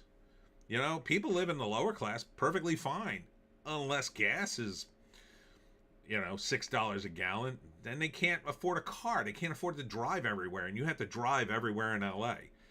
You can't make enough money to live. You can't. And actors and writers and stuff trying to make it in Hollywood, they live in people's laundry rooms, and rent free for a couple of years to try to make it. They live in somebody's pool house for a while to try to make it. Now, like, oh my God, that's even harder. So California has to lower their taxes. Do any of the Democrats want to do it? No. And it's not because they're Democrats per se. It's because they are, number one, they are now leftist because the Democrats are completely insane. But they're a one-party state. So if that had been the Republicans, the same thing would have happened. They would have just kept going and going until they drove off the cliff. They're driving off the cliff every single election now. Every single person you elect, even if you get a Republican governor now, the legislature will veto everything he tries to do and try to make his entire administration a failure just so they can get a Democrat back. And it's still very unlikely they'll get a Republican in because there's so much corruption in the voting system. So what's going to change? Absolutely nothing. They will tax everybody out of that state until everybody who's upper middle class and lower has to move outside the state. And anyone left working for these rich people you'll either have to live on their property under their rules, or you'll have to drive in from out of state every single day.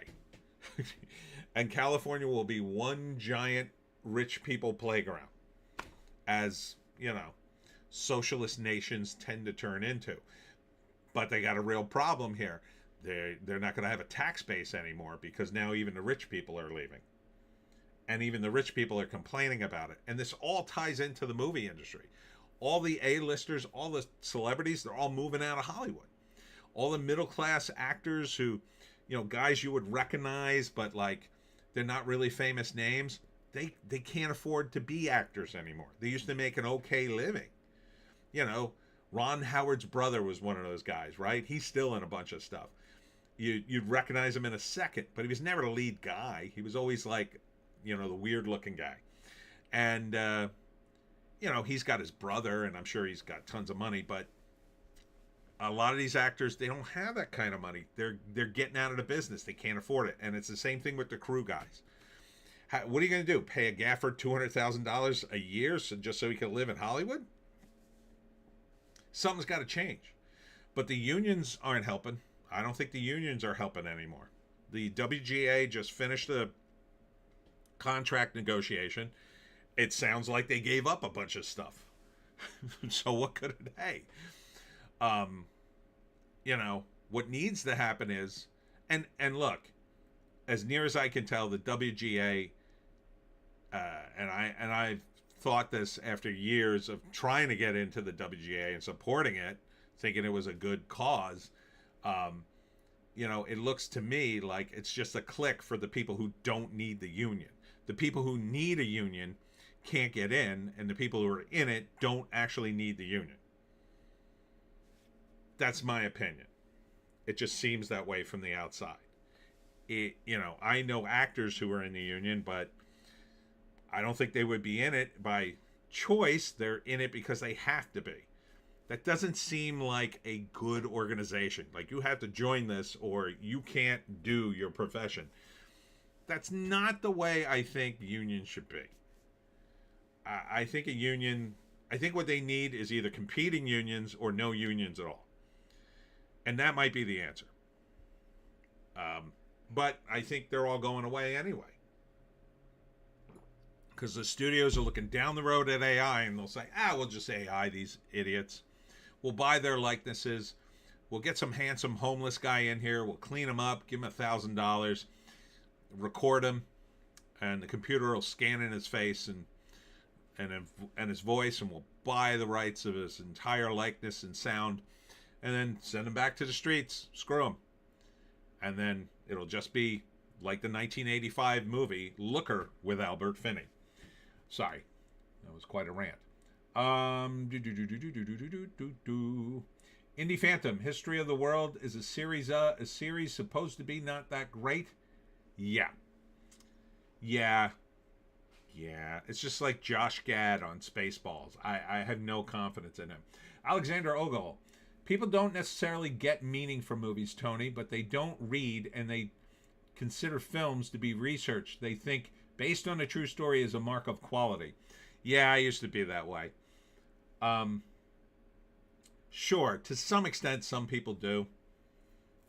Um, it's kind of a mid-wit move, I think.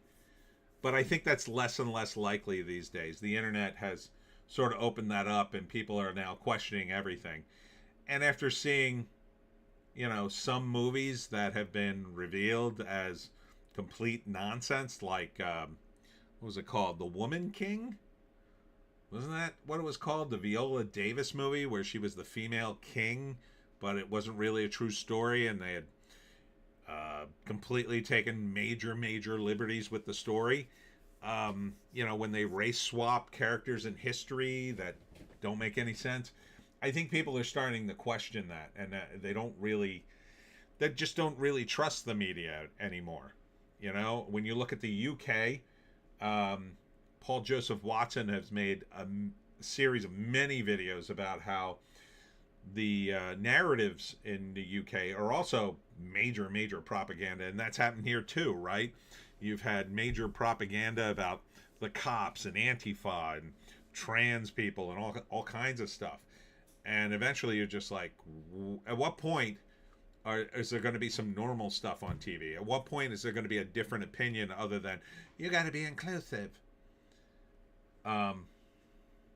So, yeah, I think there are some people who still do that, but I think it's less and less every day. Indie Phantom, Chato was part of a huge radio comedy team here in Canada called the Frantics back in the day. I know, he mentioned that in one thing. Alex Ogle, Chato was in the Four on the Floor, the team behind Mr. Canoehead, the world's greatest superhero. That sounds funny. We even see, so Mr. Canoehead in the UK, he was that super. Wow. Indie Phantom, he turns up regularly on Midnight's Edge, also a great channel. Clint Howard is a lead in some of the fun B horror flicks. Ice Cream Man and the one-time band video Nasty Evil Speak, which is hilarious. I don't know that one. I have to look it up. Indie Phantom, they will all be AI like Bubbles. Another looker shout out, cool flick. Nil. Cool flick, nil. Yeah, it's amazing how many things Looker predicted. But it's just amazing. All right, let's move over to the trades and see what's happening there. Michael rocks the box office, of course. The Pit, that's that new medical drama. I forget what it's on. Has no romance on screen. Online, it's a different story. Okay? Maybe that's why it's a good show. They're not focusing on the relationships. Excuse me. Helen Bonham Carter exits the White Lotus in season 4, role to be recast. That was a strange story, I thought. Helen Bonham Carter's pretty decent name in terms of acting, and all the named actors for some reason were doing this White Lotus show. I'm a little surprised they're recasting her, but they made it sound like she's parting ways with no hard feelings. Wicked star Marissa Bodie says she was denied boarding a flight because I'm disabled. This is blatant segregation. Now, I've been on a few planes in my day, and I have never seen a disabled person not get to the front of the line and get like kingly service from the flight crew. They're always super great about that. What friggin' airline is this, where suddenly disabled people, like, the story sounds a little sus to me. I mean, I'm sure it's possible, but what kind of airline would even risk doing something like that to a disabled person in this day and age? I just don't see it, but whatever. Indie Phantom, she quit? They made it sound like it was a mutual decision. Like, the article says something like, well, we were working on this character and They just didn't seem like it would fit. At first it thought it would fit me, now it doesn't fit me. That was the sort of narrative. I don't know how true it is. Indie Phantom, I would refuse her service because she starred in Wicked. That's funny. Donnie Wahlberg says he offered CBS half his paycheck to film Boston Blue in Boston. It's so expensive. See, there's another perfect example. Massachusetts, another blue, probably the bluest state. Their taxes are through the roof. They're taxing everybody just to do business. You're going to pay taxes just to do business, and I'm sure Boston has a city tax. Philadelphia has a city tax, which I was outraged the day I found out about it. I'm like, I have to pay taxes just because I'm doing business in Philadelphia? And they're like, yeah, of course. And I was like, of course? This is an outrage. Cities should not be able to charge their own tax. That's ridiculous. But I don't know for sure if Boston does that, but I wouldn't be surprised. But how insane is that? How much is Donnie Wahlberg getting paid that he could offer half his paycheck to save the show, though? That's crazy. But it shouldn't be that expensive. It just shouldn't be that expensive for anybody to do business in these cities. This is why everybody's leaving New York. Oh my God, man, Danny's driving everybody out of New York. There won't be any businesses left in New York by the time he's done being mayor. They will all close.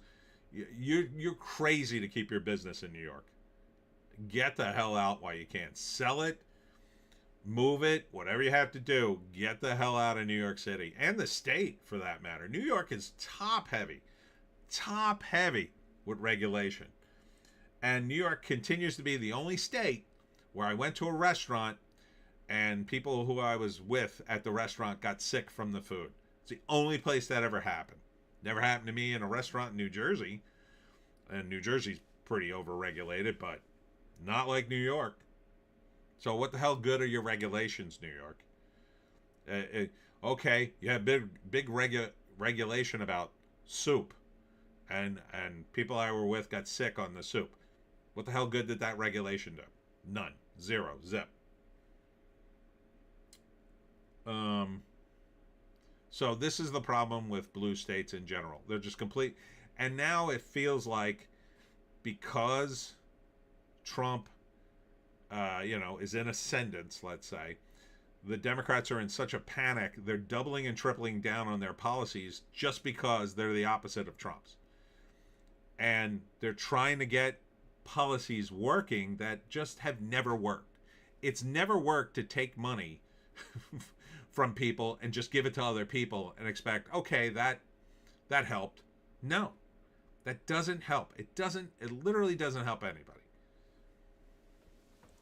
Because the Democrats are famous for creating such a bureaucracy, like nobody can even figure out how to get the money they're supposedly, with. Every year, I know someone who applies for state care, and every year they have to sweat for months while it's being approved. Now, during that time, they're covered, but at any time, the state could come back and say, okay, you're not covered anymore. Like, that's not the way to do it. It's so inefficient. It takes months to get approved. And, the moment you find out is the moment you're going to be dropped, and you're going to have to scramble and either reapply and find out why you got turned down and try to fix it, or you're going to have to scramble to buy your own health insurance. And it's a nightmare for them. An absolute nightmare. Alexander Ogle, movie pitch, Wicked. Warwick Davis plays one of the Munchkins battling the rest of the Kingdom of Oz to be the supreme woke overlord to ensure the size equity in songs for everyone in the gulags. That sounds good. That sounds like a movie that could do very well right now. Let's pitch it as a spin-off to Wicked. Let me see a draft by Tuesday. Let's see. Trump talks to 60 Minutes about White House Correspondents' dinner shooting. Wow, that was quick. Says he wasn't making it easy for the Secret Service. Clint Miller, hurry up with the voice. Amber needs to take a shower. Oh, okay. So this was the voice I did at my talk at one point. I do this bit where the there's a carnival huckster named Norman Jeffries back in 1909. And he decided he would use the Jersey Devil at his freak show museum in Philadelphia. So he wrote a letter to the newspapers and had one of his assistants go to South Jersey to mail it to the newspapers. And the letter read something like, I'm a New Jersey housewife, and my husband went to the barn, and he was accosted by the Jersey Devil. Oh, it was terrible. So that's my New Jersey housewife from 1909 voice. Amber, go get yourself a shower now, dear. Also, I do the audio for book 1 of the Pineys, and then Shelley's voice is not too far off from that, because I do Shelley's voice. Oh, Hem. Oh, Hemingway, you're so crazy.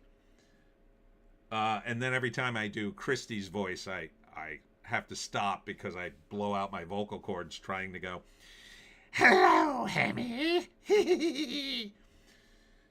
But yeah, if I ever do a Pineys cartoon, I'll do a bunch of the voices and then get the AI to just continue my voice. That's another thing. Cartoons, holy crap. That's another thing you could do. You can just get people to record their voice a little bit, get them to say all the key words, and then you can make the AI say anything you want. I mean, right now they have an AI Scott Adams. I had to unsubscribe because they were just making too many videos, but there's an AI Scott Adams, and it's kind of creepy. It sounds like Scott, looks like Scott. It's not Scott. You can tell. Indie Phantom. Tony is possessed by the Jersey Devil. Help. But yeah, it looks like Trump talked to 60 Minutes about the Correspondents' Dinner already. White House Correspondents Association President Weijia Jiang says dinner shooting was a harrowing moment for everyone in attendance. Well, it's a good thing you media figures helped support the Democrats dismantle the police. I'm sure you'll continue to do that.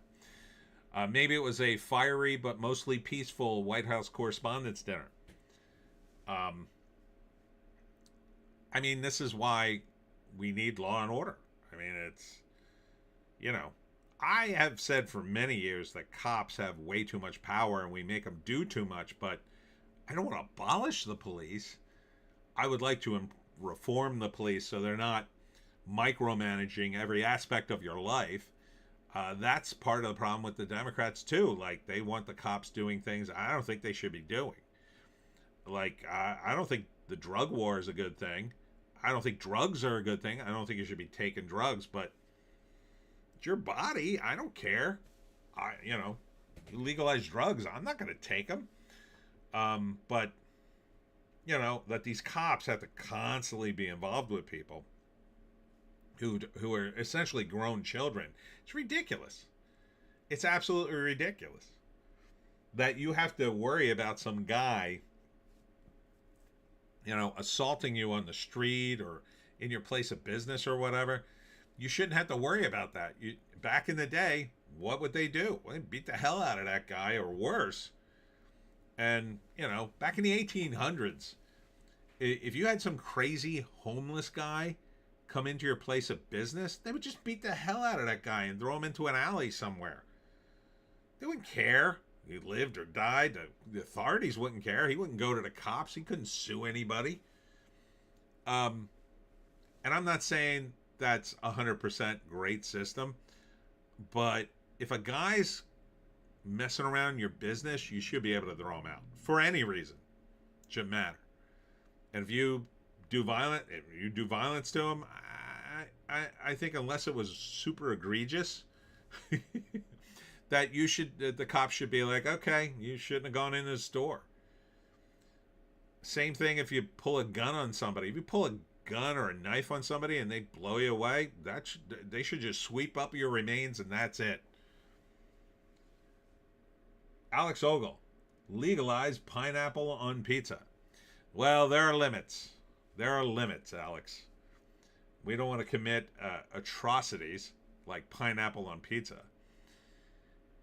Adam Scott says he already knows the ending to Severance, teases so many surprises in season 3. It's going to be great. I still contend that it won't be, because to me, Severance is one of those shows like Lost that is too built up.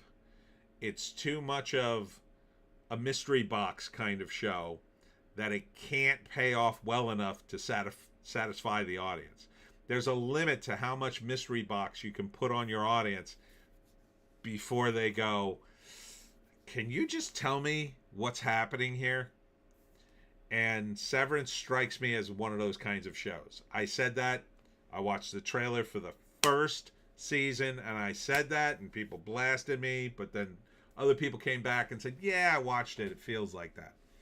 So you can promise the moon and the stars, but if you don't deliver, people are not going to watch your show, 5 years down the road. I don't think I've ever heard of anybody watching the reruns of Lost. Ever. And that show was super hot. It was super hot and super popular.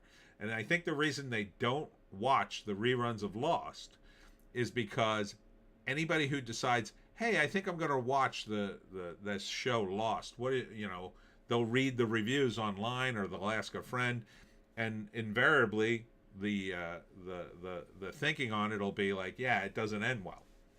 So why watch it? Why waste your time on a season that's, same thing with Game of Thrones. I would tell people, listen, for 3.5 seasons, it's the greatest show ever made. And then it just dies. I could point to the exact episode, I think. After that, you probably shouldn't watch it. It's a waste of time. It ends horribly. And I think that probably really hurt its rewatching capabilities. So I think Severance is definitely right in that category. And I think it's already slid down enough that it sounds like they're only doing 3 seasons.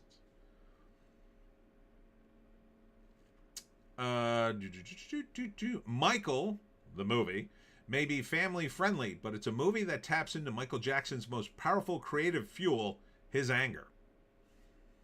I guess. Didn't seem like a really angry guy. He seemed kind of sad at times. Are we about to die? Host Oz Perlman was right behind Trump when a shooter stormed the White House Correspondents' Dinner. I guess that's what he thought. Yeah, I'd probably be thinking the same thing.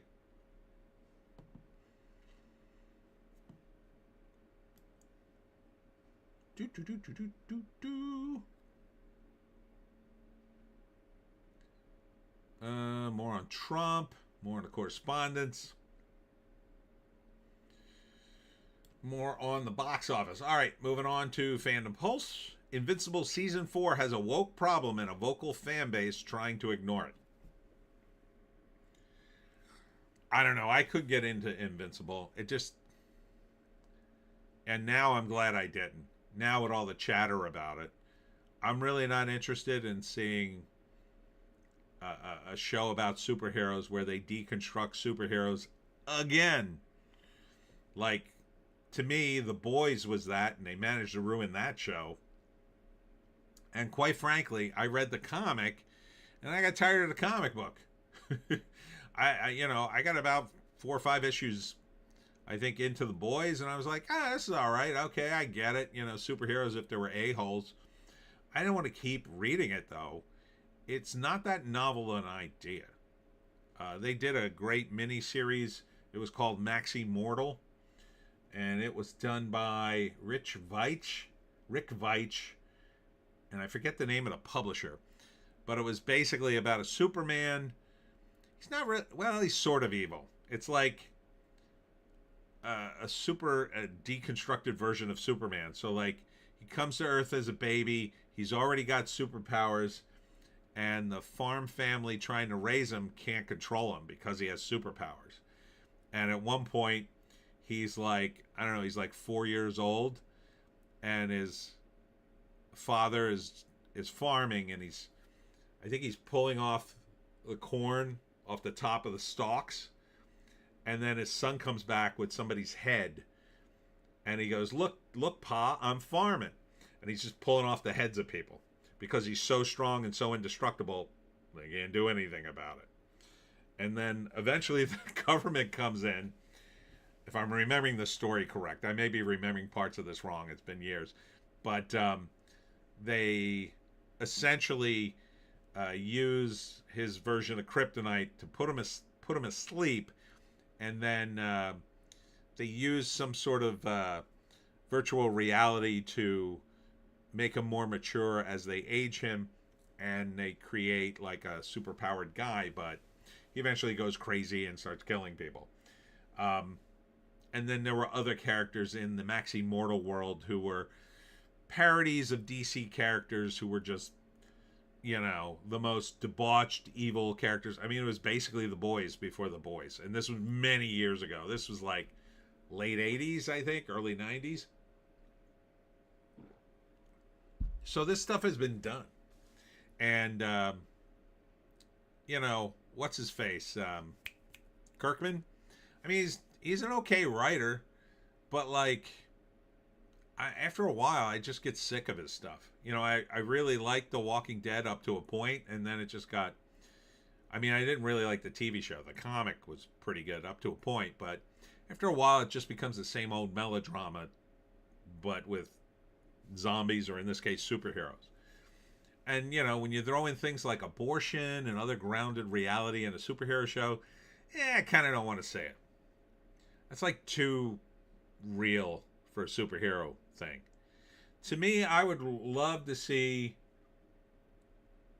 Clint Miller, a head of cabbage. That might have been it. Yeah, maybe he was picking cabbage and then he pulled off people's heads. Something like that. It was a long time ago. Something like Invincible or some kind of superhero comic or show. I'd like to see something more fun. I would love to see a Spider-Man series that was just fun and not super melodramatic, where Spider-Man said snappy one-liners and fought the villains, and it was all early days in the Marvel Universe. Those were fun days. Mike Allred did a 99-cent Spider-Man comic for Marvel, which nobody read because it was only 99 cents, and it was a fun book. They had an issue where Spider-Man and the Human Torch are vying for the same girl, and that was fun. You can make interesting stories without having everybody die or have an abortion or do something extreme. You can, and it can still be interesting. Once you go to, oh my God, he's killed everybody in the police station, you've kind of turned up the volume to 11, and now you can't come down. You can't keep escalating and escalating, and each thing, it's too much. You have to have a nice, steady escalation, or you have to have an out for that not to impact the character in a significant way. So, for instance, let me see if I can give you an example.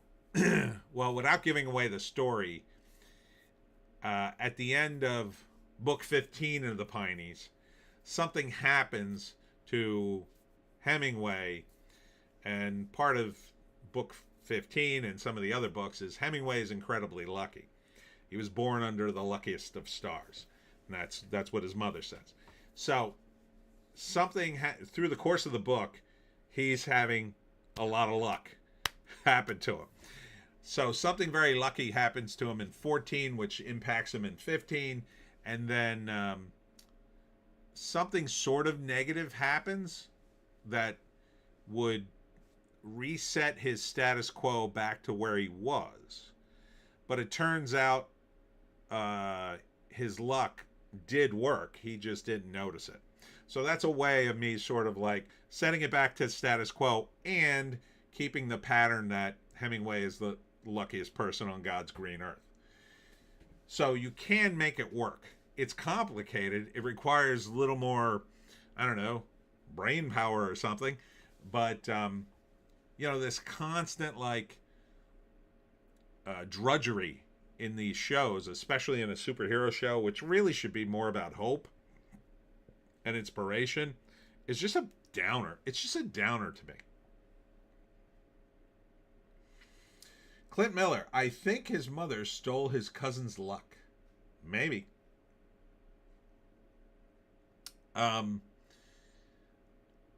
So, yeah, I never got into Invincible. And now that they're saying all this woke stuff, like I said, the moment I hear something's even a little woke, I'm like, okay, I'm out.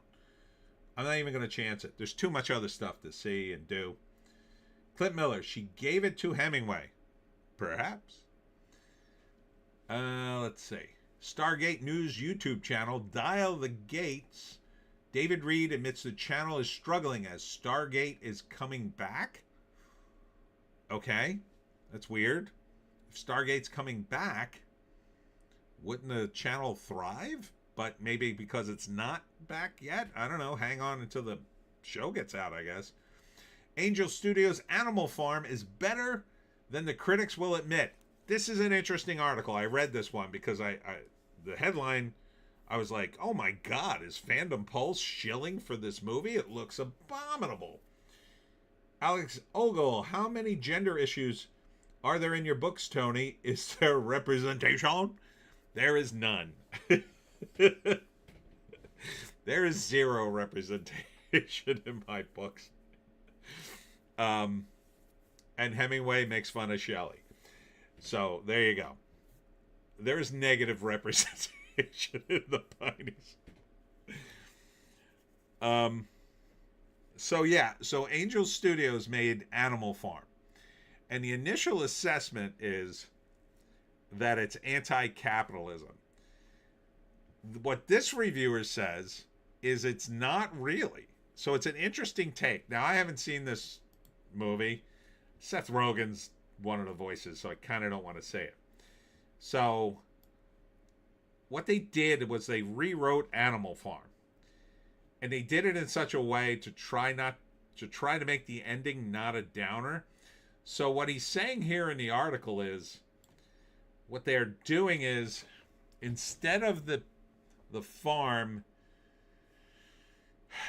being, let's say, conquered by the communists per se, they're already communists to begin with, and they add a new character into Animal Farm that wasn't there before. I think she's voiced by Tilda Swinton, I think. And the idea is, it's kind of like the EU or the IMF or these larger countries coming into a third world nation that's already communist and kind of exploiting them, if I'm understanding his analogy correctly. So basically what he's trying to say is, the movie is still anti-communist. It's just anti-communist in a different way. But that being said, which is good, I'm glad if that's the case. However, I feel like Andy Serkis and the guys who made this movie shouldn't mess with a classic. I mean, this is George Orwell's Animal Farm. It's not some random book by a no-name author that you've never seen before. This is Animal Farm. So the idea that, oh no, we're going to rewrite Animal Farm for a modern audience really doesn't sit well with me. So, Alex Ogle at Clint Miller, Capital. So yeah, I'm not really on board with this interpretation, but I haven't seen the movie. So, I don't know. I was saying when I looked at the trailer that Andy Serkis really ought to be ashamed of himself. I'd back off of that a little if this is true, but I still feel like you shouldn't mess with a classic, not like Animal Farm.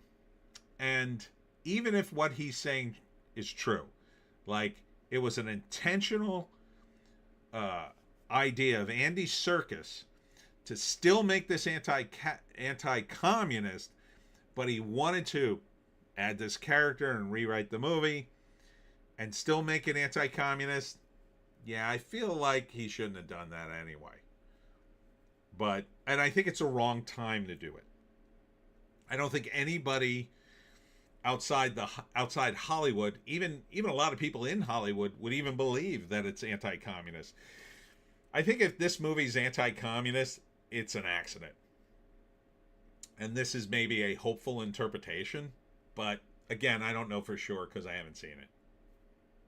So, the mother of Mark Hamill's grandson. Okay. So, in other words, Mark Hamill's daughter or daughter-in-law puts Neurotic on notice for a stripper joke. So, she's threatened legal action against Nerdrotic because I guess he referred to her as a stripper. I don't know if she is or isn't. Sounds like Nerdrotic might be in a little trouble because keep in mind, people can sue over almost anything. So even if that's a perfectly valid claim, she could still sue him anyway and cost him a lot of money. I don't know. He was kind of coming at Mark Hamill pretty hard on his channel. But we'll see. We shall see if she follows through with the threat or maybe Neurotic. I could see Gary apologizing. I would. I absolutely would apologize if I felt, I don't want to get sued, number one. But unless I felt my comment was super on point and totally factually true, I'd be happy to apologize.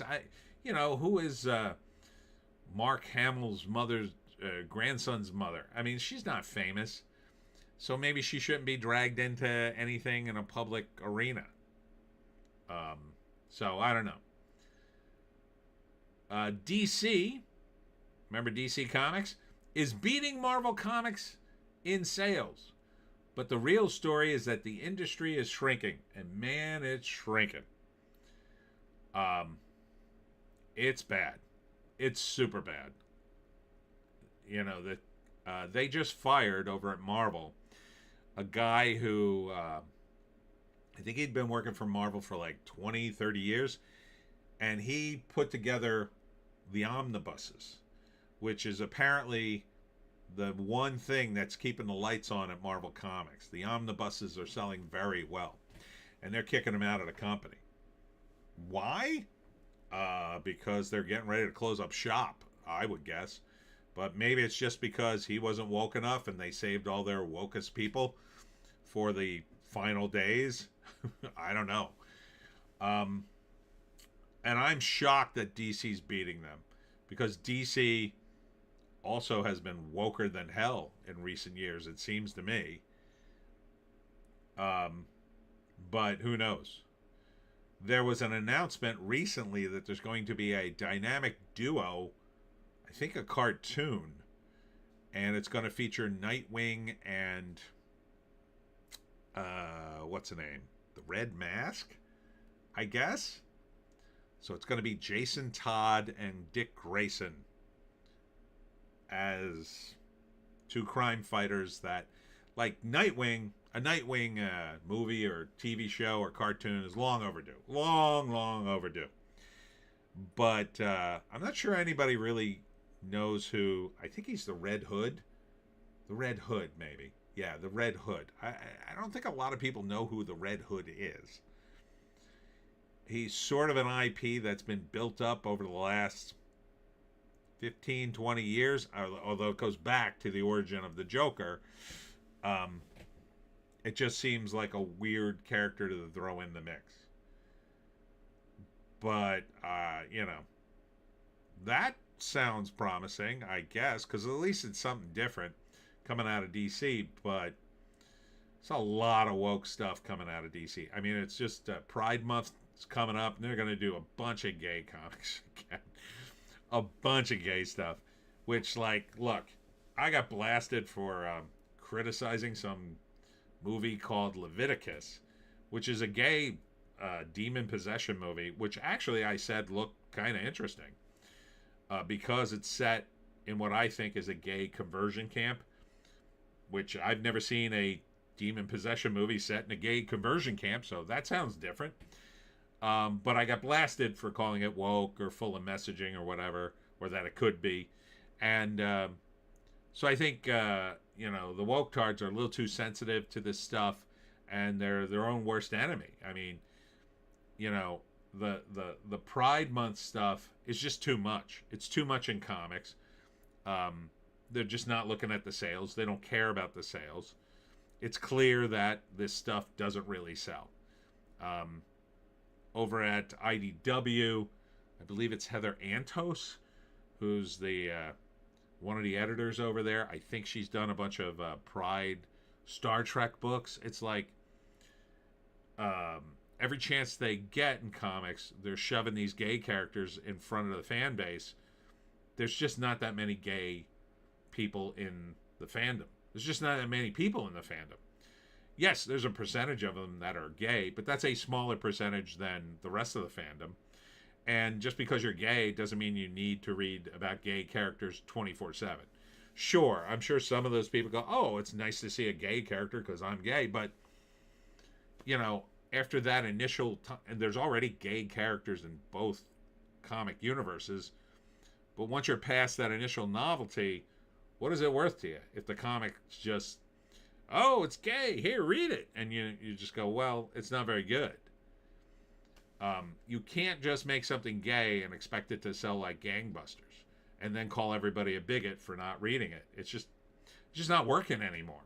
If it ever worked. I don't think it ever worked, really.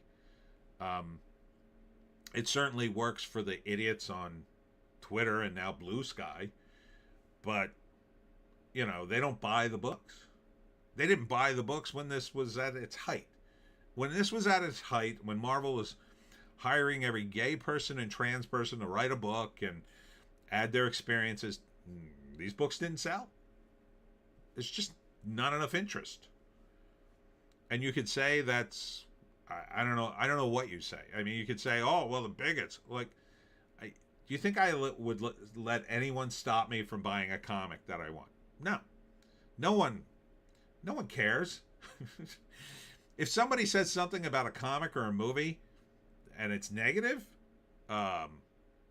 you know, I still make up my own decision. Even if it's woke, 90% of the time I'm not going to watch it because I'm going to be like, oh, boy.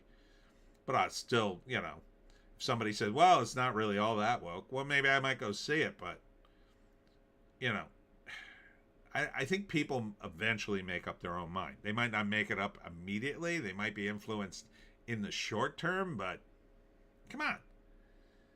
And how long has this been going on? Indie Phantom, I watched a short full moon feature on Tubi last night called Prompt. Charles Band is shooting in LA. Full nudity with this smoking chick. I thought she had a fresh, nice look. Ooh. Well, that sounds interesting. On Tubi. They showed full nudity on Tubi? I didn't know they did that.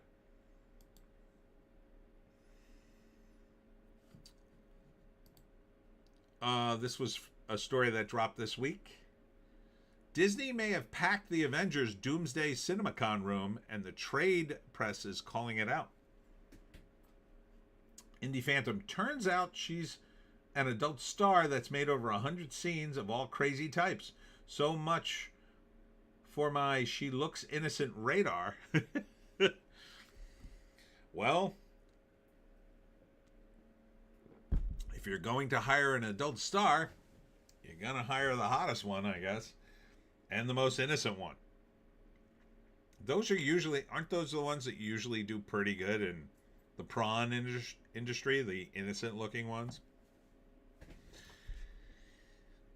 So apparently the rumor is Disney may have packed the CinemaCon room for Doomsday. To which I say, so what? Does that really make a difference? I mean, I didn't even know about CinemaCon. I don't know how long this has been going on. Let's see. How long have they been holding? Oops. CinemaCon. Founded in 2010. Yeah, so this isn't even that old. You're talking about something, a CinemaCon. It's 16 years old. It's not that old. It's not like the Oscars. Indie Phantom. There's a lot of nudity on Tubi, Tony. Even new stuff occasionally, like the pathetic Terror Train remake. The old stuff like Hard Bodies and Spring Break are on there uncensored too. Really? I had no idea Tubi had nudity. See, Tubi's doing it right. Everything's free and boobies. And booby rhymes with Tubi. Maybe they should have called the channel Booby. Indie Phantom. Heard they cut things sometimes, but probably different content. I haven't run into issues. It'll be interesting when they could do... Now imagine this. You shoot a movie and it's PG-13 and the actress didn't want to get nude. And then you say to her, well, if you sign this contract, we'll give you a little more money and the AI will do the nudity for you. And then the AI adds the nudity. Right? And then the actress technically hasn't done a nude scene. And we get to see boobies. Fake boobies, but boobies nonetheless. Indie Phantom, you missed my comment on Lily Bell, Tony. Turns out she is not all fresh as I thought. Oh, how did I miss that?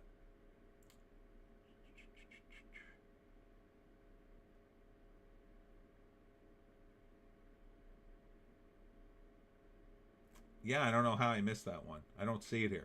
Because I like some softcore, my Tubi feed looks almost like a prawn site. Oh. But getting back to the Avengers Doomsday, I don't think packing the room even matters.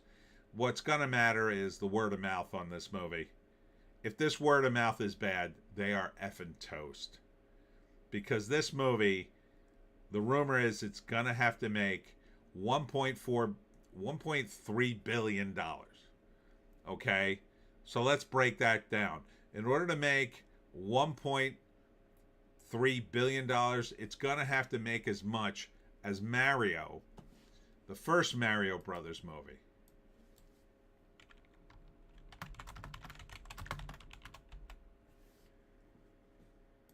And its first weekend. It made $146 million just in the States. Indie Phantom. Avengers Doomsday looks like a nightmare of bad CG and swollen egos. Yes.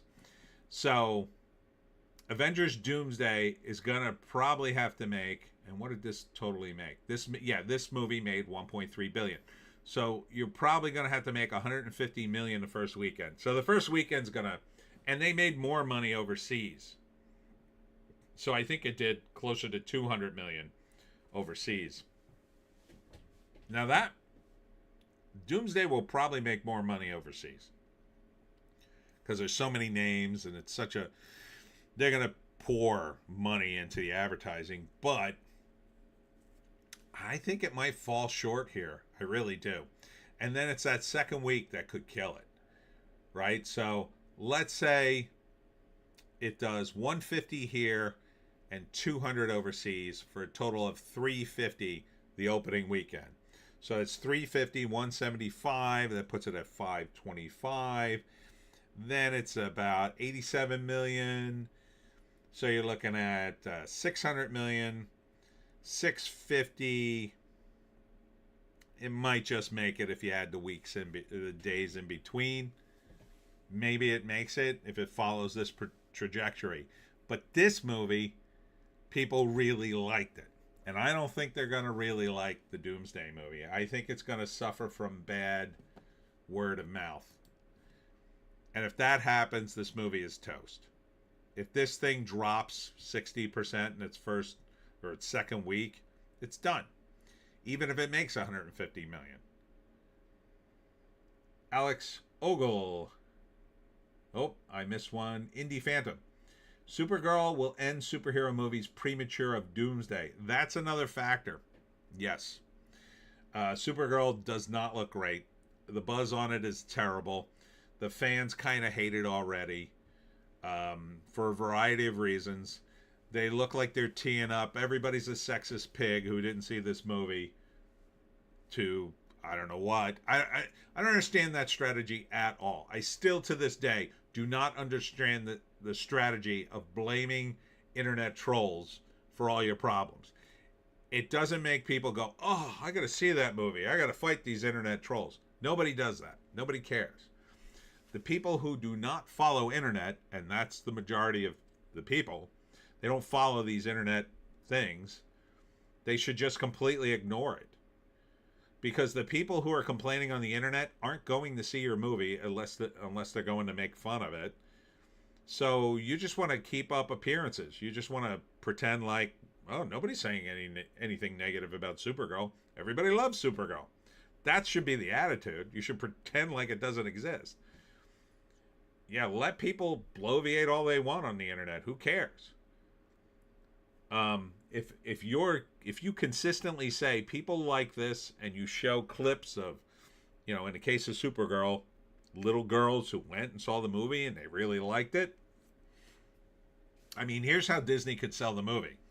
Go show the movie to an audience full of young girls, and their parents, do a special screening, and then interview everybody coming out of the movie. Give them free t-shirts and popcorn, give them everything they want, get them good and hyped up, and when they come out of the movie, interview all the cutest kids, and have them say nice things about Supergirl, and then cut that into a promo, and I guarantee you, the internet trolls will look like idiots. Because they'll be saying, people will say, oh, I heard on the internet Supergirl's terrible. And the people who watch TV, which is still probably the majority of people, will go, that's not what I heard. I saw a clip of these little girls came out of it. They loved it. And even the internet trolls will have to go, well, they're little kids. What am I supposed to say to that? But they won't do that. Because they don't really aim it at kids. That's part of the problem. If Supergirl was aimed at kids, she wouldn't be a drunk. Which just seems to be the angle. Alex Ogle. Robert Downey Jr. looks like Bono from U2. He's keeping quiet lately with his muse, Aung San Suu Kyi, under house arrest for being a tyrant. Who is that? I don't even know who that is.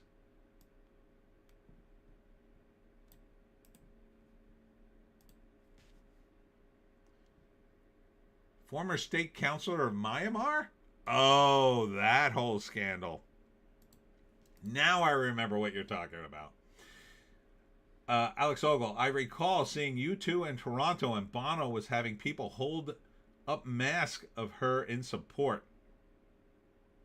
Yeah, wasn't there some scandal about some of the movie guys trying to get financed in Myanmar or something? Indie Phantom, Bono sucks for sure. Tell us how you really feel, Indie Phantom. RDJ became infected eventually by woke co-stars. I also hate Supergirl, Tony. Supergirl is presented as a great influence for young children. I don't think she is in this movie, or you're being sarcastic.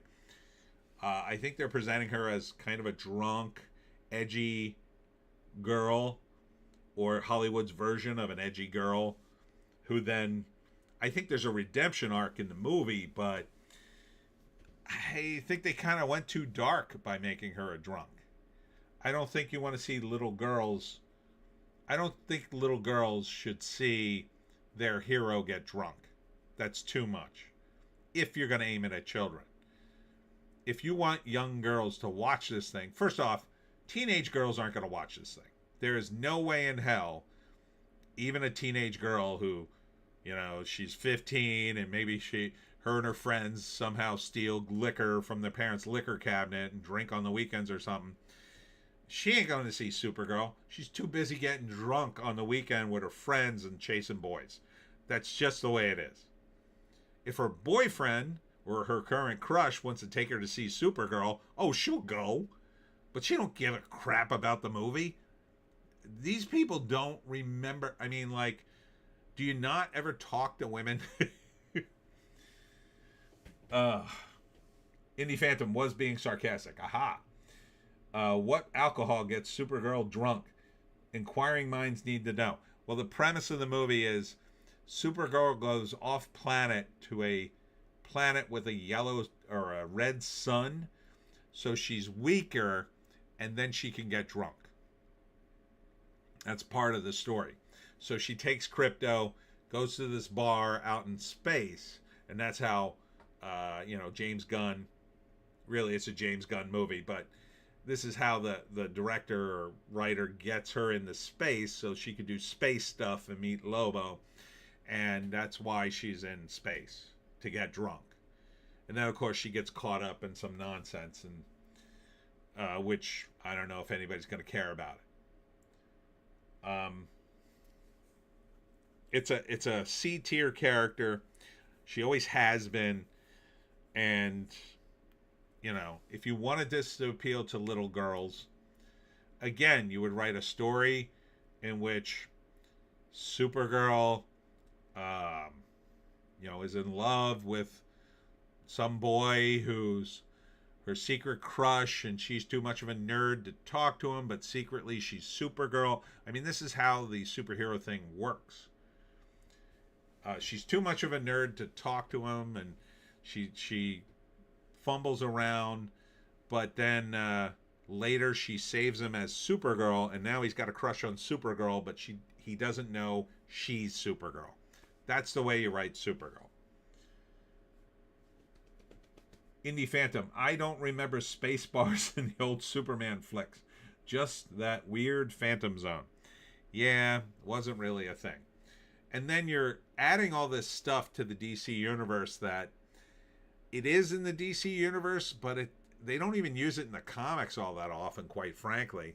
So you're going to do this whole Star Wars cantina scene with Guardians of the Galaxy BS. I think you needed to establish her first and maybe hint at that stuff, but it would have been just as easy to say, how does Supergirl get drunk? Oh, it was some Kryptonian liquor. It's got a tiny bit of kryptonite in it, and that's how she gets drunk or something. Alex Ogle, I had to laugh when I heard Supergirl's latest actress compared for looks to the boomerang flinging boy from the first Mad Max film.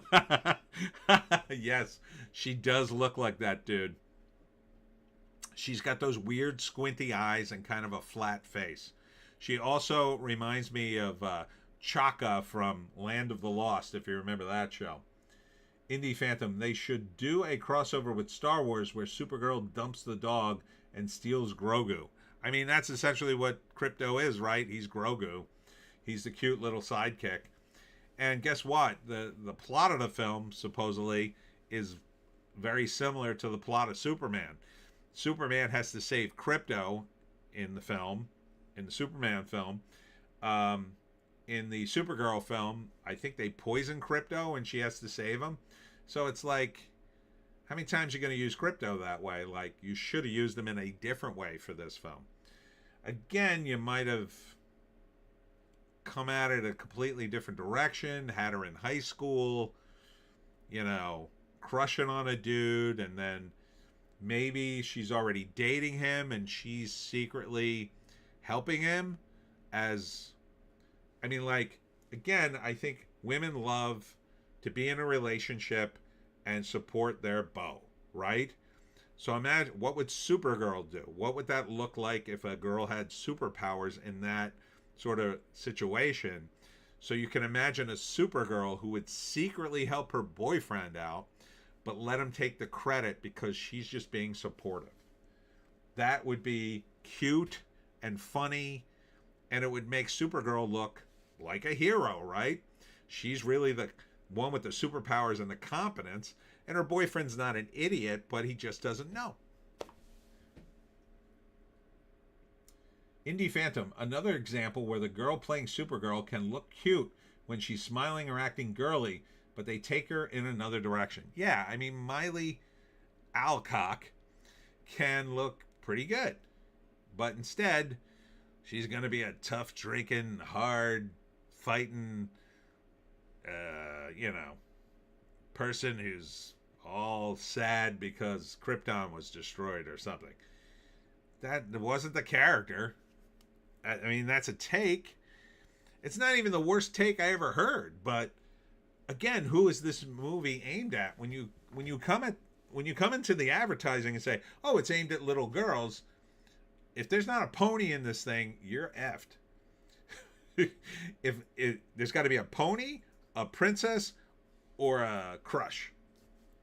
If one of those three things aren't in the movie, why are little girls seeing this? Just because there's a girl in it? There's movies with lots of women, and little girls don't want to see it necessarily.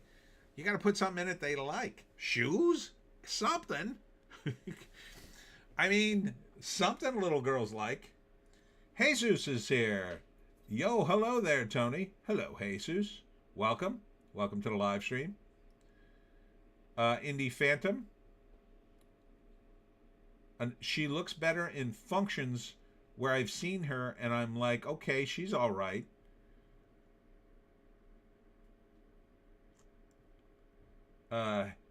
Jesus was just at a film festival for Puerto Rican short films. My dad invited me. It got me inspired to study filmmaking. Oh, congratulations. What kind of any buzz coming out of the Puerto Rican short film festival? I don't know.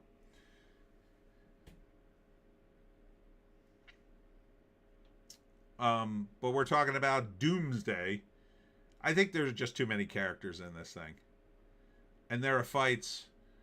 They elevate characters have no business being elevated. Like Shang-Chi. Shang-Chi, according to the rumor, fights Gambit from the X-Men in this. Who the F cares about Shang-Chi? Look, Shang-Chi was a hot comic back in the 70s when martial arts stuff was hot because Bruce Lee was a big thing, a big deal.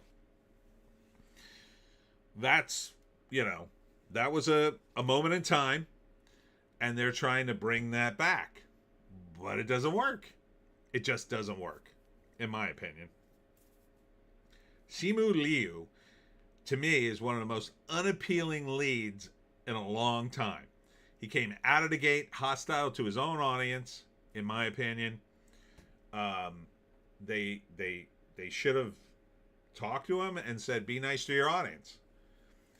Maybe if he had gone down the path of being super true to the comic character and the fan base, we could overlook annoying Aquafina being in the movie, who I don't think her character's in the comic, although I might be wrong. I haven't looked at a Shang-Chi comic in 30 years, but yeah, I don't think Shang-Chi fighting, they assume Shang-Chi is some great character that people are hot to see again. I don't think that's the case. I think after that first movie, they should have just said, okay, this didn't really work. Jesus, it was more for private schools, but it was pretty good. My dad's group won 2 awards. Oh, congratulations. The films I want to make are relatable stories. Mainly, I want to practice animation, but I'm curious about cinematography in general.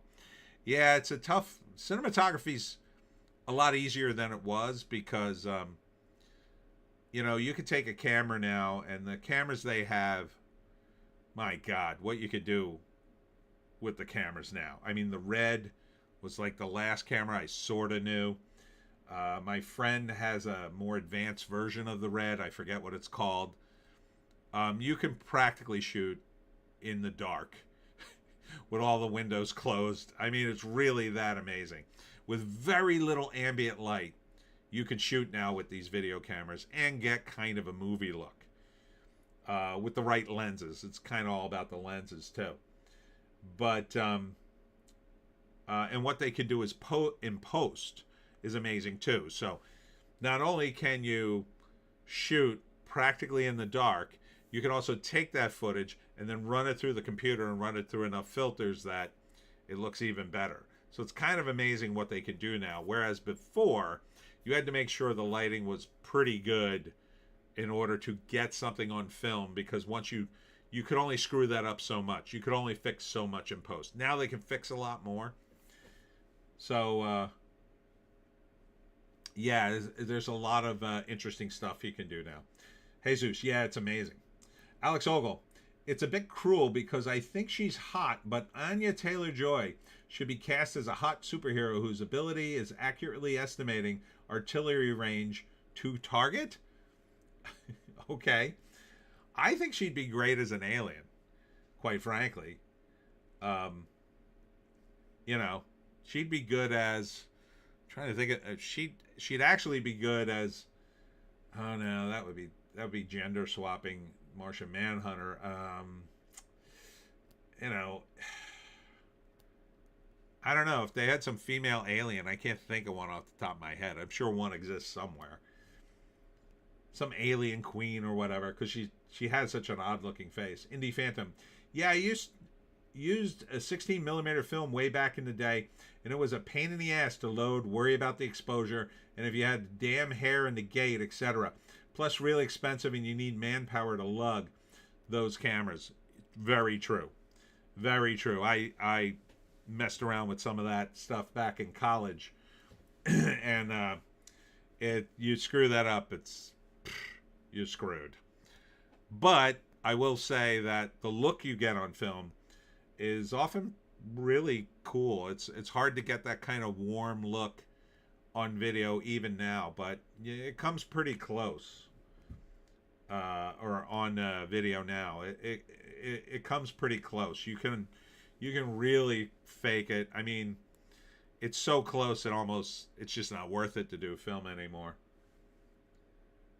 Jesus, yeah, now everything is digital and it's streamlined the way films are made. I do want to broaden my horizons. Indie Phantom, I haven't really used any cameras since like 2000 and a Sony prosumer cam that used digital tape.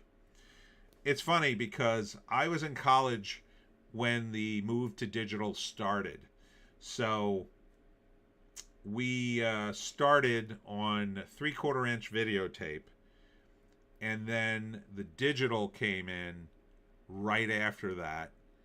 And so there was the first digital cameras, and we were working with those. I wasn't in college long enough to do editing on the computer. That came a little later. But then I was amazed. That's the other thing too. The editing now is so much easier. Back in the day when we had videotape, we had to sync the tapes up, and there was an art to like catching the right frame. Like there was really like give and take on it. Same thing with film. You're cutting physical film and taping it together. It's a nightmare. So the editing, it's a huge advantage. Huge. Alex Ogle, Clint Miller should know what I am talking about. Wide stereoscopic vision is handy when estimating range. Ah, now I get your joke. Indie Phantom, yeah, film definitely is superior, but for indie work, I'd say digital is the only practical and will save headache. Yeah, unfortunately, you'd have to be like, doing pretty well in the business to say, oh, I'm going to shoot a whole thing on 30 millimeter or whatever. That sounds like something like Christopher Nolan will do one day. Jesus, I have 2 books on filmmaking that I've yet to read. I'd like to get it as soon as I can. Well, there's lots of great stuff online too. A lot of tutorials. Indie Phantom, Robert Rodriguez has a YouTube channel. Well, here you go. And it's his full documentary of Rebel Without a Crew is there and updated. Great for a beginner. There you go, Jesus. Should check that out. But getting back to the $200 million movies, let me take a quick break while I run to the bathroom, and Little Joan will entertain you all. All right, Little Joan, you're up. So don't let me down. And Guest Dog is here too, if you see her.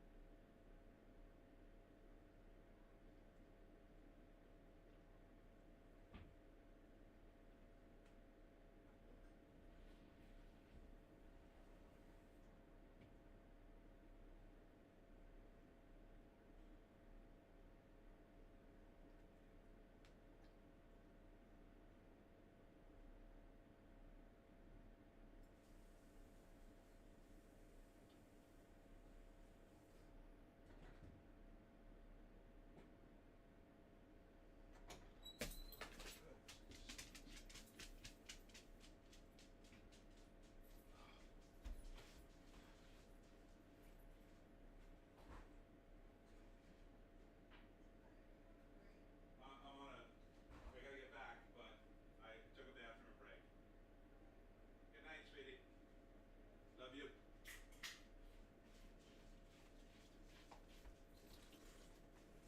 All right, Joan. And guest dog. Guest dog just walked back into the room. Ugh. Let me catch up here. Clint Miller, out of the mouth of babes. Oh wait, I gotta go back up. Oh, here we go. Indie Phantom. If I finish my erotic thriller script, Tony, I will pay for you to read and review it if you're still up for that. Or if Joan is cheaper, maybe that's my backup. Well, Joan is cheaper. But I don't know if her pointed commentary will be relevant considering her views. Jesus, oh nice. I know James Rolfe of Angry Video Game Nerd was inspired by Rebel Without a Crew book. Clint Miller, Out of the Mouth of Babes. Alexander Ogle. Oh, excuse me. Goodness gracious, little Joan. I never thought I'd see a dog balance a racist joke on her nose. How'd you do that? Indie Phantom. At Jesus. I read Rodriguez's book way back and it helped me make a low-budget flick. I managed to hit festivals and I did get into the Canadian video stores. His advice was great. Oh, I had no idea, Indie Phantom. Can you tell us the name of your film? Can we find it anywhere? Clint Miller. She has talent, Alex. Indie Phantom. Think his channel is called El Rey Network. Lots of stuff there. Alex Ogle. Little Jones' impersonation of Joe Biden is the most accurate and funny thing on the internet. True. Indie Phantom. Is there a dog I saw walk by? That is Stella, my girlfriend's dog. Jesus. Awesome. Thanks, Indie Phantom. All right. Let's get back into Doomsday. Not at all an indie film. So I think it's going to be a long road to get to 150 million domestically. I think they'll be lucky to crack 80, but I could be wrong. I thought Michael would do 120, but they'll have the numbers on this thing. They're pretty good at predictions. I don't know how they do it, but they're pretty good at predicting the money. They've been on point, except for a handful of movies. Man, they get it within a couple of million. So we're probably going to know even before this thing hits. But they're going to do their best to hype it. So I think the first week will probably be no problem, 150 million. No problem at all. It could do even better. Maybe it does 200 million. It's that second week that's going to really be, if this thing, and it looks no bueno to me, if this thing is no bueno, I don't know, man. The Russo brothers, I do like, though. I do love Robert Downey Jr. I mean, he's such a good actor. And you're right, he has been infected by the woke, unfortunately. But you kind of look at it a different way. I look at it like this. He did promote a bunch of woke stuff, but it was post-Endgame, and I don't know. He might have done that for gains behind the scenes that we don't know about, right? He promoted Ironheart. That might have been the result of him negotiating his massive, massive payday here while that was going on. It could be that the actors are a little more based than we think. That they look at it like this, and I could see it being the case. The actors say to themselves, look, I'm an actor, so I'm going to act that the way my image is presented in my best interest. So he may have seen for a time that being woke or a little woke was in his best interest, both politically and financially and for his image, right? So he's managing his own optics, let's say. And some of his people are too. And they're saying, oh, Tony, you have to vote a certain way or attend this dinner or whatever. Tony or Robert. I was thinking Tony Stark. So he takes that thing and takes that in and says, sure, why not? What do I care? Like, it's not really going to hurt me. Maybe I lose some credibility with certain groups of people, but maybe I gain it with the others. And so he tries it and then weighs the option. And each time he's weighing the options, as people do. Now he gets on the set of Doomsday, and maybe initially they all tried to integrate everybody and make it diverse, and and he's just like, this isn't working from a narrative standpoint. And then somehow they get something way more base than you would expect in the movie, with certain limitations. Now, here's what I've seen so far that looks a huge negative. The first big negative is Chris Evans isn't Captain America.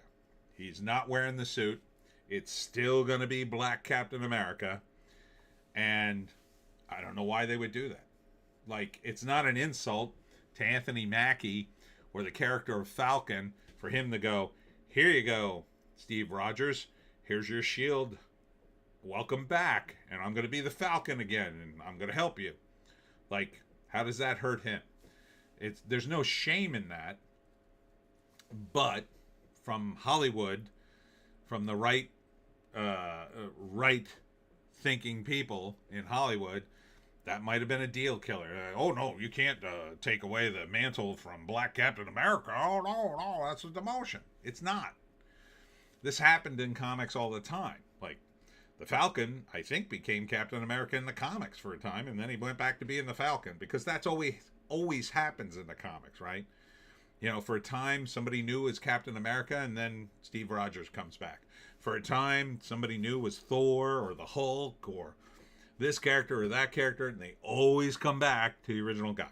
Always. Not because that guy is a white male, but because that's the original guy. Everybody wants to see the original guy. It's not rocket science, and it has nothing to do with race. But Hollywood people can't get past that. So that's a huge red flag against it, because that's what people want to see. And when they see Chris Evans not be Captain America again, when they see Chris Evans, like, probably they'll have a scene where,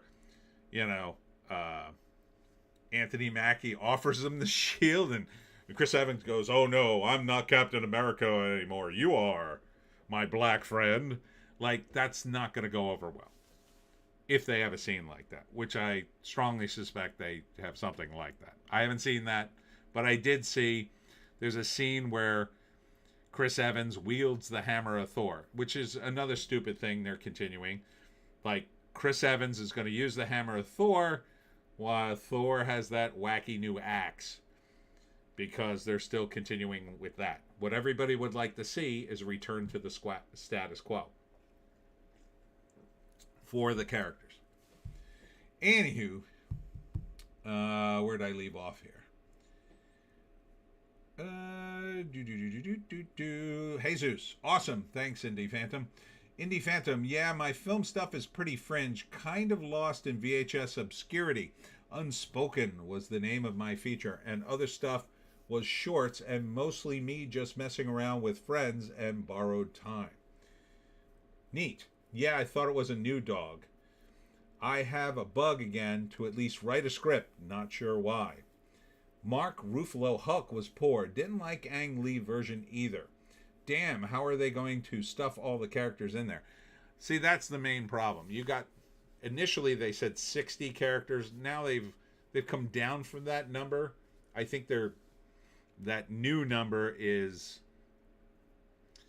the main characters. So I think their initial assessment was accurate. I think there will be 60 characters in this thing from the previous movies, but some of them will be side characters, right? So, for instance, Mrs. Captain America, I forget her name. Sorry. She's going to be in it, right? But she's only going to be in it for a minute, probably. Gwyneth Paltrow, maybe she makes a cameo briefly.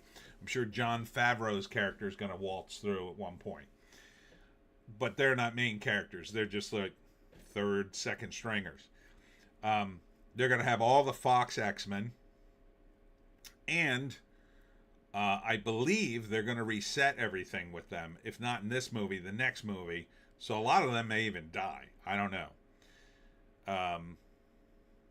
They have a mix of new characters, right? So they're going to have Yelena, the new dime store Black Widow, fight Mystique, who looks like Black Widow, which, who cares? Again, Shang-Chi is fighting Gambit, and I forget the other fights. There's a scene where Captain America, or Chris Evans, I don't know what it even... Steve Rogers, holding the Thor's hammer, and Thor, with his giant axe, fight Doctor Doom. And it's just like, this isn't the matchup we wanted to see, right? Like, the people who know these characters know the matchup they want to see. They want to see, first off, the Fantastic Four fight Doctor Doom, because he's their villain. But that's not going to happen. I guess it will happen, but now nobody will care because Pedro Pascal and their terrible movie had to ruin it. Silver Surfer, apparently not in this at all. Not even the female one. So, not sure where they're going with that. Maybe they're going to reintroduce the male Silver Surfer from the other Fantastic Four movie. I don't know. Whatever they're doing, it sounds complicated and stupid. And that is something that has been a tradition in comics too, but it usually doesn't pay off. You know, when Kevin Smith had to reset Green Arrow because they foolishly killed him off, as much as, you know, I don't really like Kevin Smith's stuff much anymore, but he had to do this convoluted comic book story of how he comes back to life. Which, you know, it's not great, but I can't really fault Kevin Smith for that because he's not the guy who killed Green Arrow off, I don't think. I don't think it was him. I think it was another writer. So they brought him back to life, and then they could continue Green Arrow as it's supposed to be. They're going to have to do stuff like that, I guess. And then, of course, Iron Man isn't in it. It's going to be Tony Stark. Or not Tony Stark, Doctor Doom. With an accent. So it's not Tony. I don't know how they're going to pull this off. It just sounds too confusing and stupid. Especially for the movie-going public who hasn't seen some of these characters in a long time. When's the last time you saw the Fox X-Men characters? A long time ago. They're all coming back. Great, but, you know, you've brought other characters, other X-Men characters since then, right? You've got the X-Men from First Class. You got the X-Men when they rebooted it with the redhead from Game of Thrones. I mean, are they coming into the movie too? Like, I don't think so. I don't know. It all sounds too much. Indie Phantom, I have the bust bug again. Oh, I read that one. Indie Phantom, damn, how are they going to pull all these characters in there? Oh, I just answered that. Hey, Zeus, it's odd how I used to be a big fan of Star Wars and Indiana Jones and Disney. Now with how oversaturated it's been, it's definitely dwindled my excitement a bit. I still hold value for the original films at least. That will never die. Yeah, I mean, like, I like the original Star Wars films. After that, you can keep them. Indie Phantom, the gayest ad just popped up, Tony. Really? Kevin Smith, I think, did a run of Black Cat. She is so hot. That was my comic crush. I wonder what the gayest ad was. Was it an ad for Avengers Doomsday? I hope not. The Hollywood Reporter. More on Trump. Trump's all over the entertainment media today. Bravo Raps leaked Summer House reunion audio investigation. I don't even know what that is. BAFTA TV Craft Awards, Adolescents, and the Celebrity Traders win 2 honors each. Really don't care about those shows.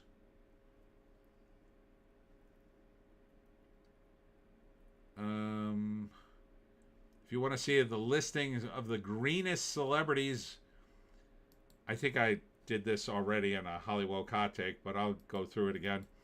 These are the greenest celebrities in Hollywood.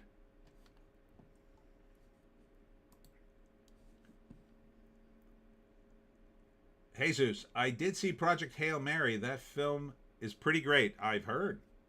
So here are the greenest celebrities in Hollywood. Most of these I didn't even know, but Ed Begley, yeah. Yeah, Ed Begley's been a climate guy since the beginning. So they even made jokes about him in The Simpsons about this, how he had a solar-powered car, and then another time he had a car powered by his own smugness. Indie Phantom, couldn't watch those shows ultra woke. Yeah, I can't blame you. I don't know who this is. Quinta Brunson, James Cameron, and his current wife, I guess. Susie Amos Cameron. I don't know who that is. Yeah, I guess he's pretty climate guy. I never really heard him talk about the climate. Indie Phantom, green meaning shy and bashful? No, all about the climate change. Don Cheadle. Don Cheadle's just super woke. He is woker than woke. Oh man, almost knocked my drink down. But sure, I don't know who this is. Benedict Cumberbatch. Oh, there he is talking for Greenpeace.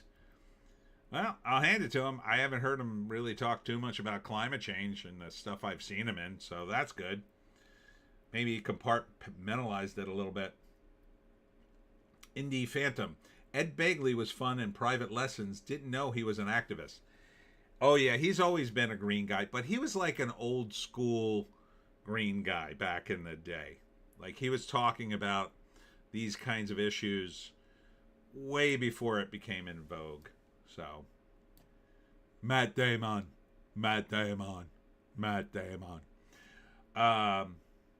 Yeah, I guess I heard a little bit of climate stuff from him, a little bit of woke stuff. His feels very performative. Like, oh, I got to do climate stuff to get this role. Okay, like that kind of performative. I could totally see him doing it. Leonardo DiCaprio, of course.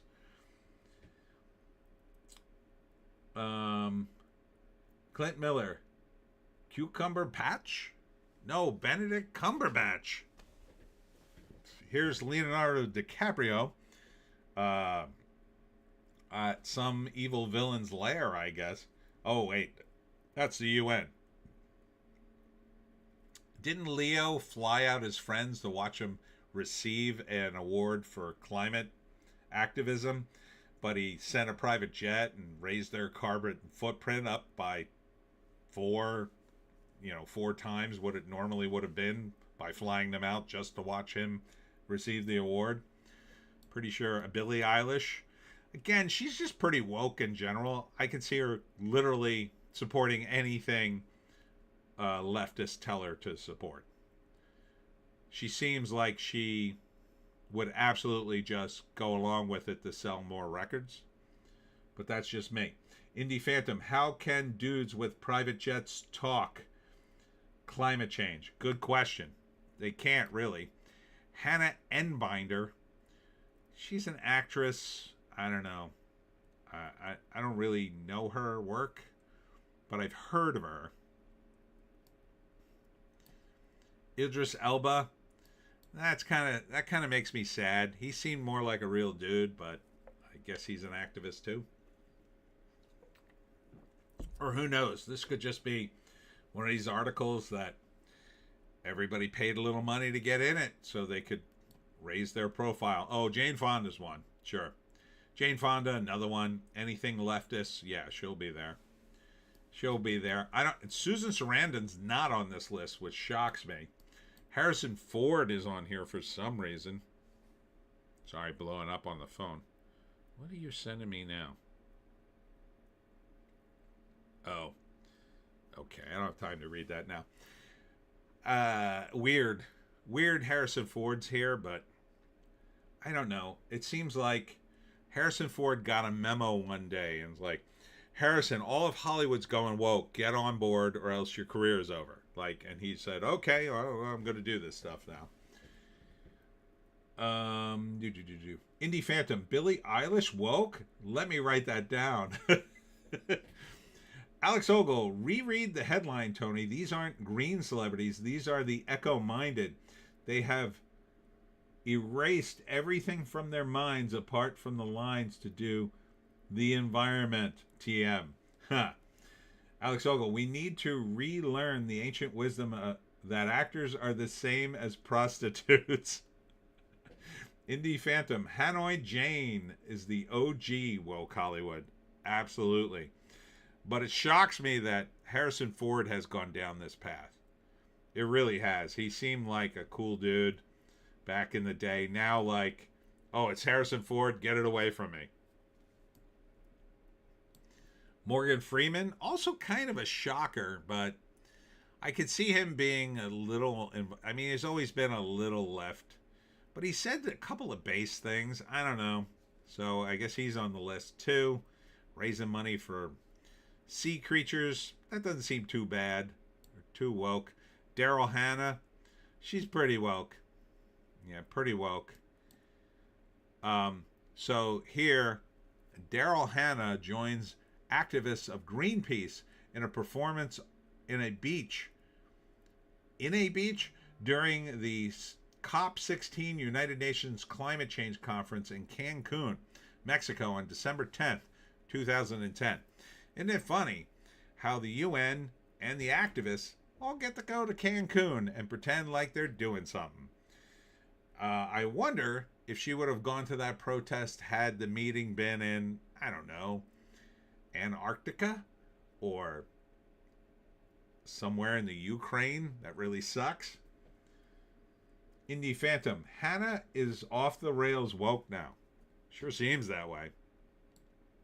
Woody Harrelson, yeah, he's been kind of woke. Kind of has it under control, but he was kind of cool with like the pot smoking thing. Kind of don't know with him. Some of it feels like an act too, but I would say he's probably in the woke camp. Michael B. Jordan, I haven't actually heard too much out of him. But maybe this is, again, more performative stuff. Like, oh, I need a cause. I got to do one of these. I'll just pick this one and throw it some money, and maybe they'll keep giving me work. Jason Momoa, he might be the only guy with, like, a legit sort of claim to do this stuff because, you know, he's like, what is he? I don't know. He's Hawaiian or something. So, I don't know. Maybe he's from an area where the climate needs some protection or whatever. He's at an ocean conference here. I don't know. It's the UN. I don't trust anything. Anything connected to the UN, go F yourself. Indie Phantom, Woody just likes cannabis. Nikki Reed, and I don't know who these people are. Are they famous? Mark Ruffalo, of course. Again, he's just super, super woke. I mean, anything on the left, he's going to support. Indie Phantom, Momoa's still pretty cool. Yeah, like, it doesn't seem that off. I mean, again, I think some of this is, I got to do a charity thing to look cool. Ruffalo, though, oh my God, this guy's... I mean, when Jane Fonda finally goes, he'll be right there to take her place. Martin Sheen, he's another old school activist. He's more of like, I think a little old school about it though. For the most part, he kept it under wraps and still kind of does. But he does go to all kinds of rallies and stuff. I remember him going to a rally in California for the like the fruit pickers there because, I don't know, they were being exposed to chemicals and stuff, and he was part of a protest. But here he is. Indie Phantom, Tony, did you watch the Netflix Vince Vaughn action comedy? Heard it's okay. No, I don't have Netflix anymore, but maybe I'll check it out. Alicia Silverstone, who looks like she dropped some weight. She looks really good in that picture. Right? Last time I saw her, she looked a little chunky, but looking pretty fine there, I gotta say. So I guess she's doing some stuff too. Oh, PETA. She's doing PETA stuff. Oh man, the PETA guys. I think those guys are nuts. Emma Watson. She seems like a red flag. She seems like a big red flag. Like the kind of girl you would start dating her, and then after you had sex with her a couple of times, she would start acting nuts, and you would have no clue as to why. and you would know from one day to another if you were still even in a relationship with her. That's who she totally 100% strikes me as, that kind of girl.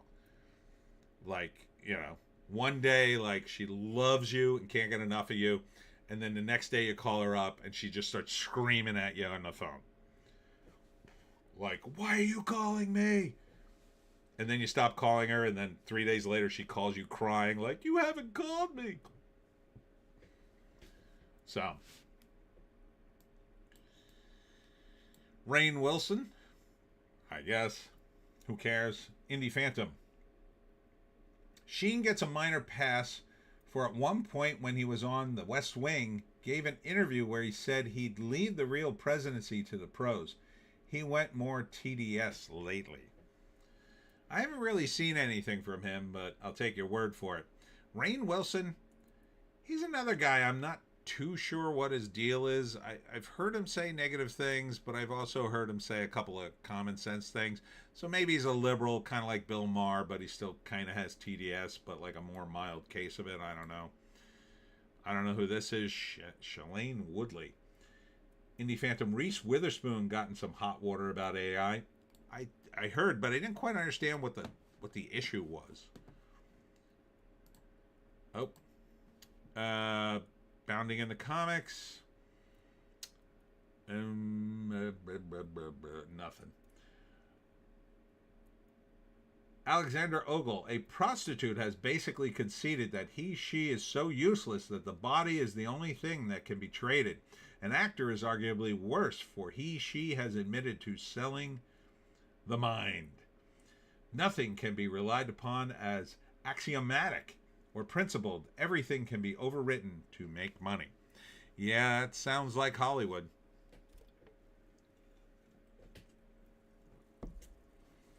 And when you see the amount of money these people make, you just say to yourself, how much is enough? Right? I mean, someone on X posted a story about Angela Lansbury.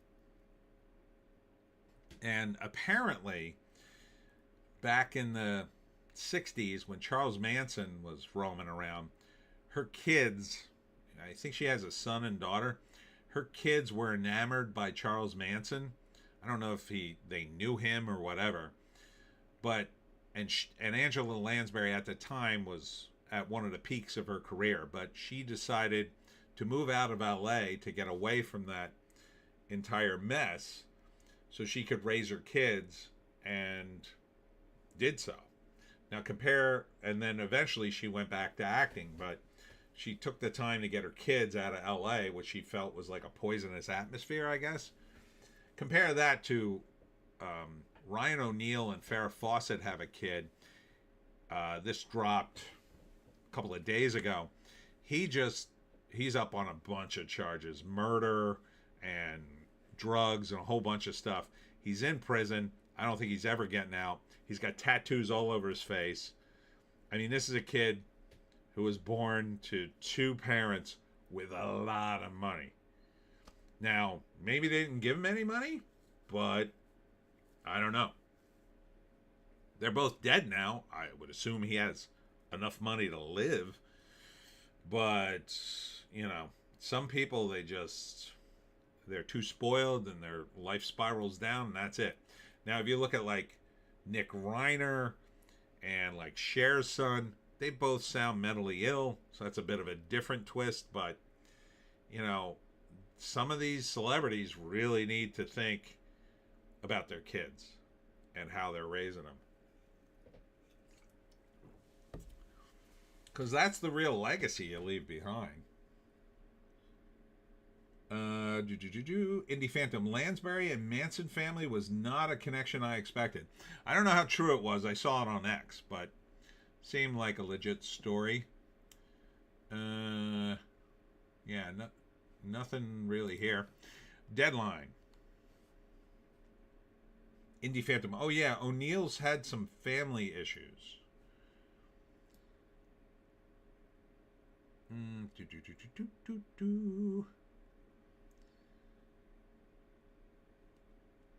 Love Island USA, Ariana Maddox on her evolution as a host and what she's looking for in season 8.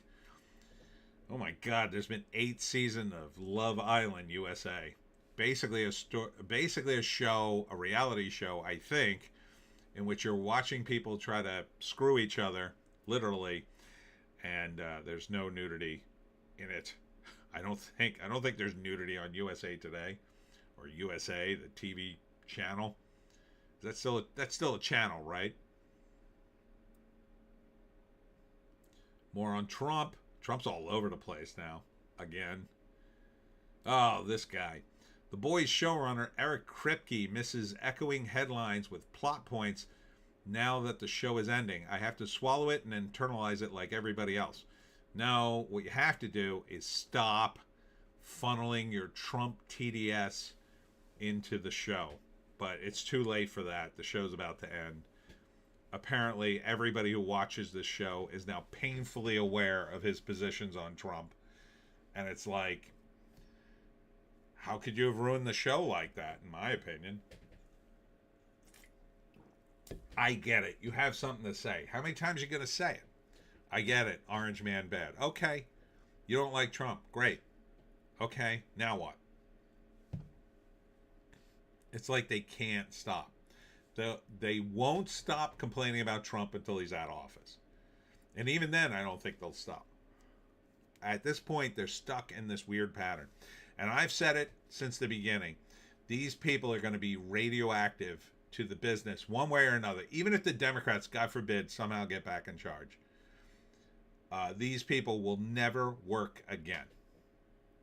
Because the message from the industry will be, no, we can't do this stuff anymore. Oh, you were the guy who did The Boys and talked about Trump endlessly? Yeah, Trump's not in office anymore, so we can't use you. They just won't hire these people. You know, all the rewards and promotions they got during the era of Trump, yeah, they got, a lot of them just got failed up the ladder. But at some point, that's going to end, and everybody connected to that will have to be gone. And they will have the perfect excuse. And the excuse will be, people are sick of this and Trump is gone. This is what you built your brand on, bashing Trump. It's why Stephen Colbert is going off the air, right? And man, how long has that been going on? He's supposed to go off the air in May. It can't happen soon enough. Oy.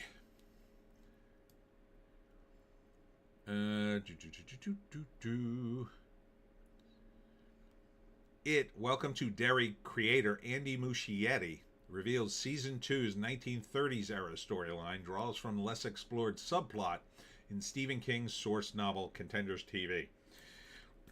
Excuse me. Let me say right now, for the people of the future, if I should be somehow dead, or I don't plan on dying, I don't want you to do this to the Pineys. Okay? Let me make it painfully clear again, that I want you to do the books exactly as I wrote them. I don't want you to make any changes, and I don't want you to expand upon anything. It's not about you. Indie Phantom. The post-Trump era for Hollywood will be weird. Yeah, I don't know what they're going to talk about. Not sure what that will be.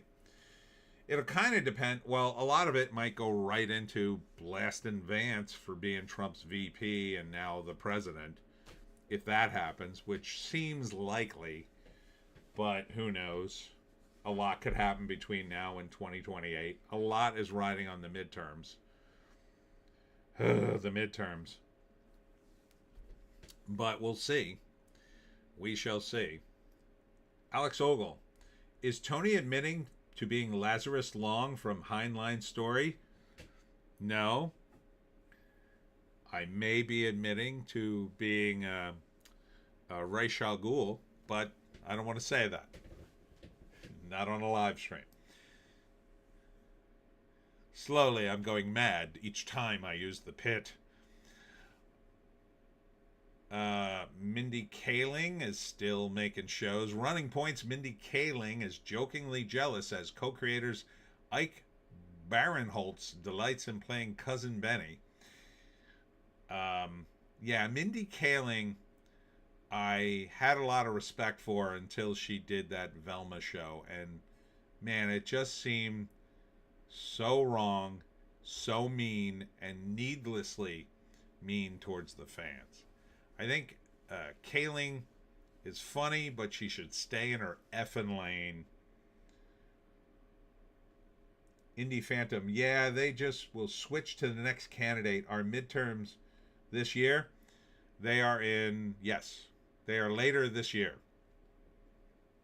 And of course, the big deal is the Save America Act, because the Save America Act is designed to keep mail-in ballots out of the mix, to make sure the voting registry is just U.S. citizens, and a couple other things. But basically, it will. They're fighting it tooth and nail because this will really undercut the Democrats' ability to cheat, and anybody else to cheat for that matter.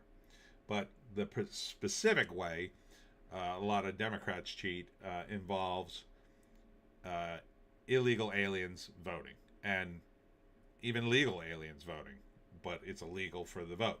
So the deal is this: it's illegal in the United States currently for an alien or non-citizen to vote in a U.S. election. But in blue states, typically, they don't have a mechanism to ensure that. So when you vote, I believe this is in the state. In the state of New Jersey, I have to sign something. In other states, you don't even have to do that. You just have to show up, give them your name, and they let you vote. Basically. So the SAVE Act would require, for instance, you to show your driver's license, which is simple enough. Now, in some states, legal aliens have been given driver's license and illegal aliens have been given driver's license, but I'm sure they put something in there for that as well. And a lot of people are worried this will push the Real ID Act, which is a more draconian version of a national ID, and force someone like me. I don't have a real ID as they define it legally, and for some reason in New Jersey, and this is every once in a while New Jersey is totally based, most of the blue states adopted what's called the Real ID Act. In other words, like the federal government gets involved, and it's like, I don't know, it's some kind of thing that checks your ID on a federal level. In New Jersey, we didn't invoke that. And so we can't use, unless you have a real ID, you can't use your driver's license at the airport. Like I would have to go get a passport in order to get on a plane, even domestically now. So they're saying that the Save America Act might be a move to force people like myself to go get a quote-unquote real ID so I could vote in the next election, which would be a pain in the ass because I'd have to find my birth certificate, which I'm having trouble finding, and on and on and on. Or I guess I could bring my passport to the friggin' voting thing, but I'd have to get that renewed too. It's going to be a big hassle, perhaps. Or perhaps not. I don't know, because the states control the voting. So they may pass the Real ID Save America Act, but New Jersey may choose to ignore it, or ignore part of it, or look at my vote and decide, oh, this guy showed a regular ID and not the real ID. Oh, well, let's not count his vote. He voted for Republican, so who knows? But the Republicans don't even have a chance in the next election unless they get this passed. The problem is, the only way they're going to get this passed is to nuke the filibuster. The filibuster is a mechanism in Congress in which people will have to argue against something to hold up Congress to the point at which they can't vote on anything, right? So when you filibuster something, you just basically get up in front of Congress and talk and talk and talk and eat up all the time and basically wear everybody out until they capitulate to your demands, or you wear out and then you can't stall the vote any longer and the vote passes and you lose.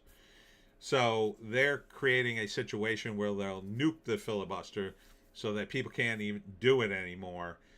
And the thinking is that if the GOP doesn't nuke the filibuster to pass the Save America Act, when the Democrats get back in power, they will nuke the filibuster and then they'll pass all their agenda with their narrow majority.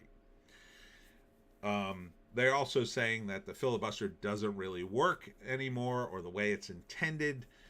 And there have been different policies that have eroded away at the filibuster's power. For instance, it used to be you had to get, I think, 60 votes in the Senate for a judge, one of the higher judge positions that the Senate approves of. Now it's just a simple majority. But the guys who changed that rule were the Democrats, because during the Obama administration, they were getting stymied by trying to make all of Obama's, guys that they were appointing. So they changed the rules because they had enough guys to push through a change in rules. And now you only need a simple majority. And Mitch McConnell, of all people, said at the time, this will come back to bite you in the ass. And it did, because then when Trump got in, he approved a bunch of guys, and they zoomed right through because we had a simple majority. And these days, the only thing holding it up is we have a bunch of rhinos in the Senate who refuse to approve a bunch of the GOP's, guys. But if you nuke the filibuster, you could pass it. So anyway, that's the Save America Act, and I've already forgotten why I got into this. Oh, right. You asked me about the midterms. That's why. So if we don't have the Save America Act by the midterms, it's going to be a rough go for the GOP. If we lose the House, they'll impeach Trump again, but you need the Senate to actually remove him. If we lose the Senate and the House, they will impeach Trump, remove him, then they'll do the same to Vance. They'll put in a Democratic president in 2027, and they'll run roughshod over everybody. They've already said when they get back in power, they're going to go after everybody in the Trump administration. Some people have said we should go after the voters of Trump. They're going to stack the Supreme Court.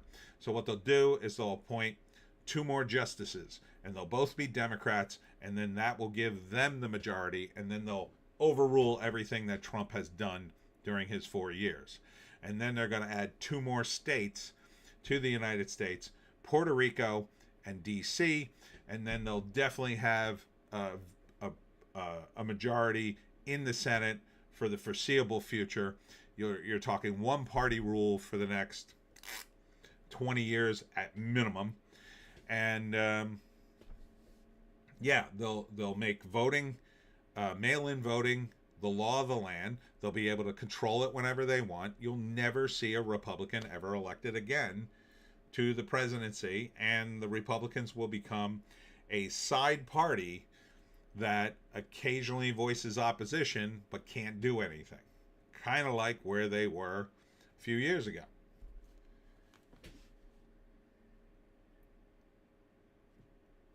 Indy Phantom, Save America. Yes. So, a lot is riding on the Save America Act, I think. Over at Bleeding Fool, FCC questioning Netflix TV ratings on kids programming. So, Netflix has a lot of gay programming for kids, a lot of trans stuff. So, the FCC wants to continue slapping warnings on things. So, one of the things they want now is whenever there's anything trans or sexually related in the LGBTQIA2S++ area, they got to put a warning on it for kids programming. Really, I don't think the FCC has any business censoring anything. It's kind of a censorship, but I mean, I understand why they don't want this stuff in front of children. I think you should probably just go all the way and say, no, that's adult programming. You have to put that in your adult section. But you know, this is one way to go at it, I guess. Again, I think this is an example of something. If the Democrats get back in power, they'll instantly reverse this. Instead of, they'll either redefine what the words mean in the rule, or they'll just repeal it in its entirety. Indie Phantom, Democrats not sure how this shit happened. It's sort of it's when the CIA used to take over a country, what they used to do, and they still do, is they polarize the two political parties.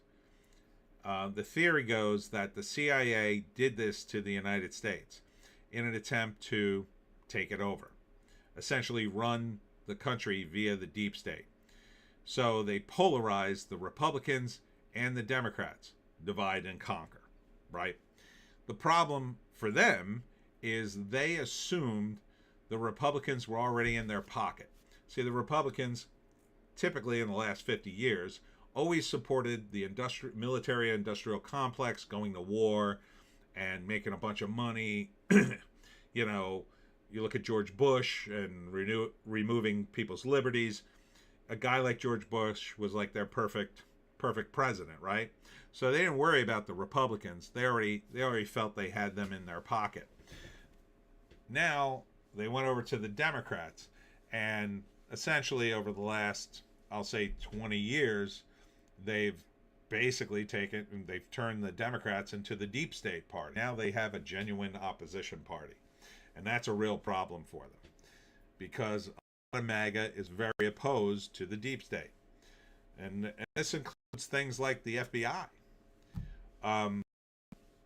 So, you know, the problem is that message has gotten very muddied now. All the liberty-minded MAGA types are now all bogged down in a bunch of little stupid details and a bunch of right nonsense that are distracting.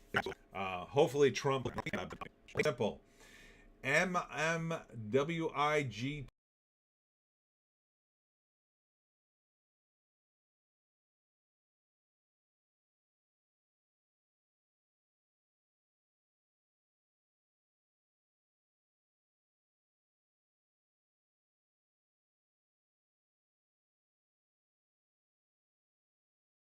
To SLGBTQIAP plus. Oh, thanks for correcting me. I heard about that one. That was the Canadian woman saying that. Except I just got it wrong. Oh, I'm not saying that again. That one's way too long. I can't believe that woman not only rattled off those letters like, oh yeah, I got these at the top of my head, but she said them in such a way you know that if you were talking to her and attempted to say those letters and got them wrong, she'd correct you. She'd correct you in the kind of way that would be like, what is wrong with you? I mean, it's just way too many letters. I mean, just call them the Rainbow Coalition like everybody else. Then you know exactly what you're talking about. Just call them the Rainbow people.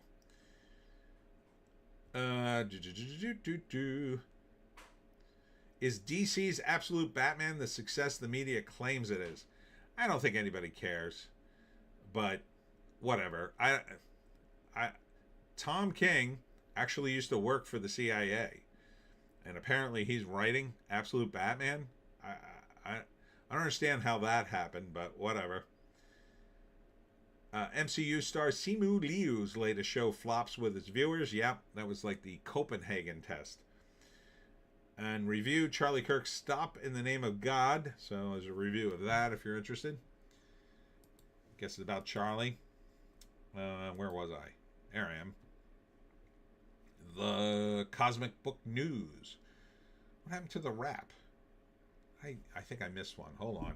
I think I actually accidentally closed the... Uh-oh. My computer's slowing down. I don't like the looks of that. If I go dark... probably because I've been having issues with the computer. There's the wrap. hopefully I won't go dark. I'm going to close a few windows just to be safe, because it looks like I'm having, oh, it's starting to slow down. I don't like that. I'm going to close some windows. Hopefully this helps the computer a little bit.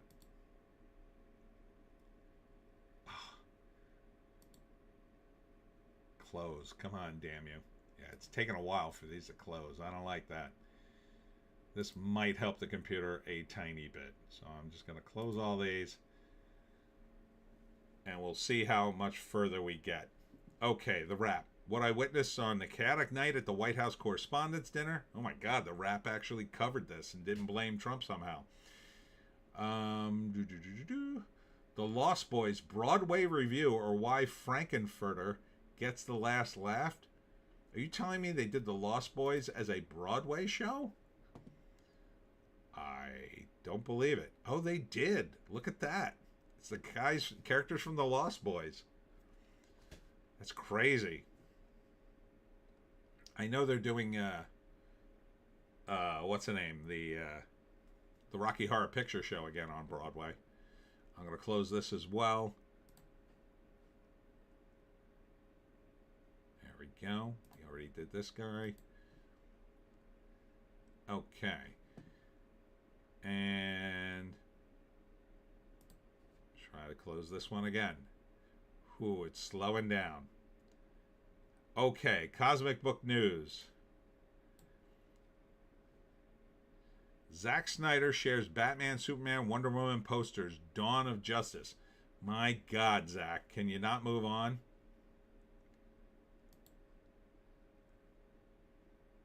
From fans upset over final season announcement as Harold, I can't say that name, responds. I mean, it's been on for 5 seasons. That's usually the tenure of a show. But maybe they'll make a movie. Peter Capaldi doesn't know why fans take Doctor Who so seriously. Well, you're not really one of those geeks, Peter, so I could kind of understand that. He was a pretty decent doctor, though. He was good at it. That was before the series went woke. So there's that. Marvel DC Comics writer Denza Camp faces backlash over missed again post after Trump shooting scare. Look at the face on this dude. You could tell he thinks he's clever. Oh, wait. Which side am I? Yeah, I'm on the wrong side now. I got to move my head back over here. There I am. Oh, too far. All right. Man, my computer's slow. Are you guys still hearing me? All right, good enough.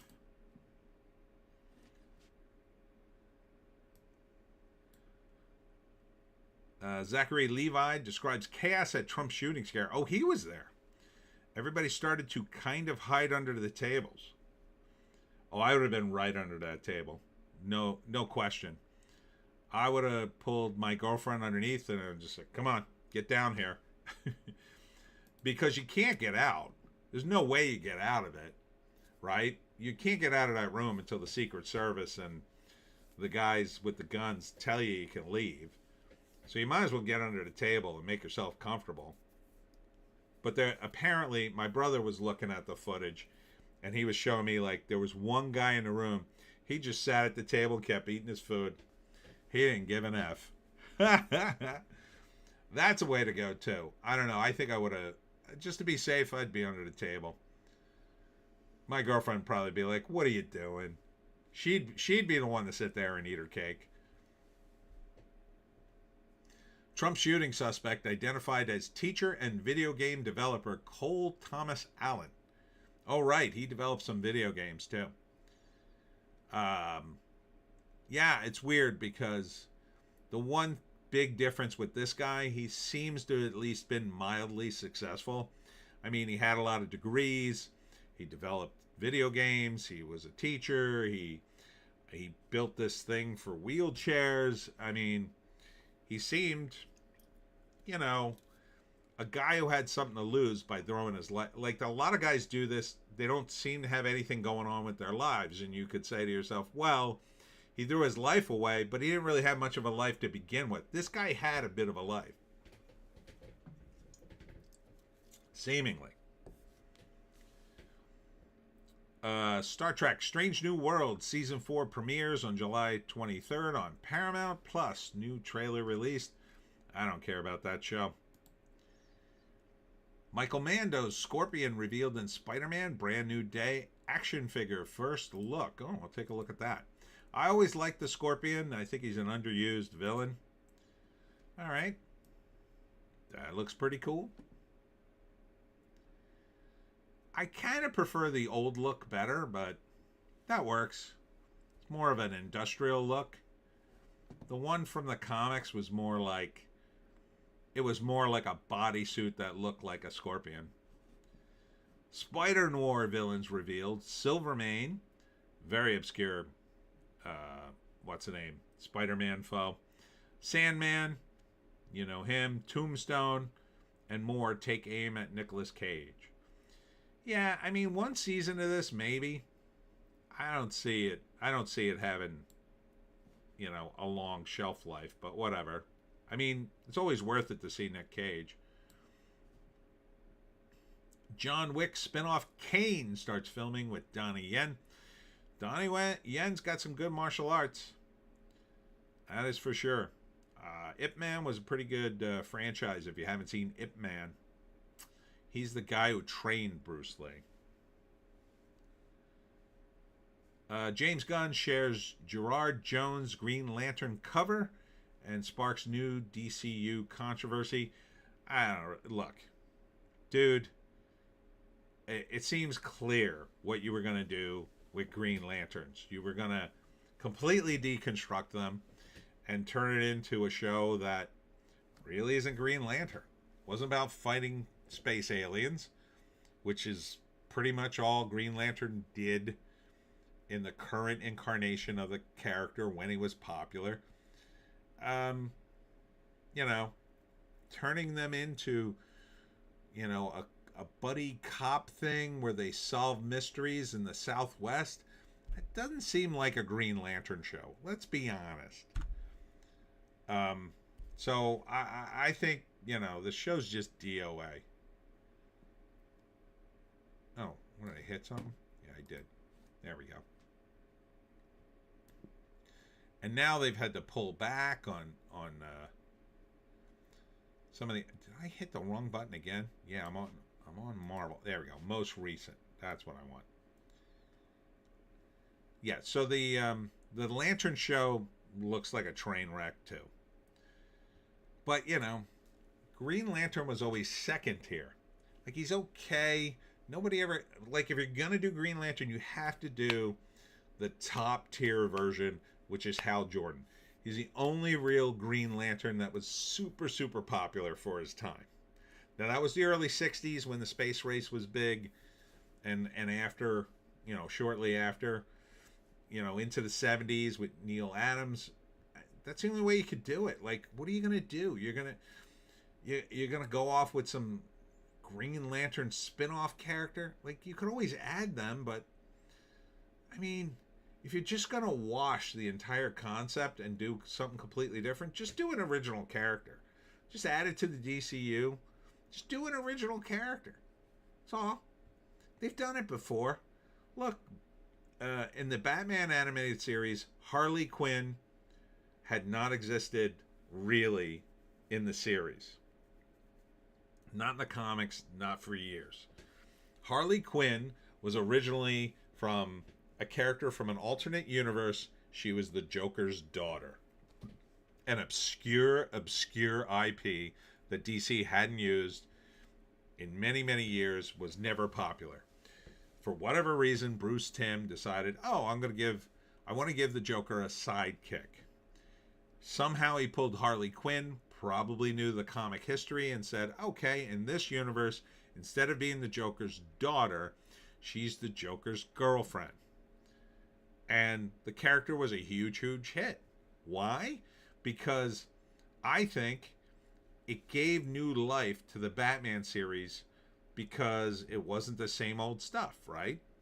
And, you know, the old Bruce Timm Batman series was great. It was just generally great. So why not do the same thing with Green Lantern, right?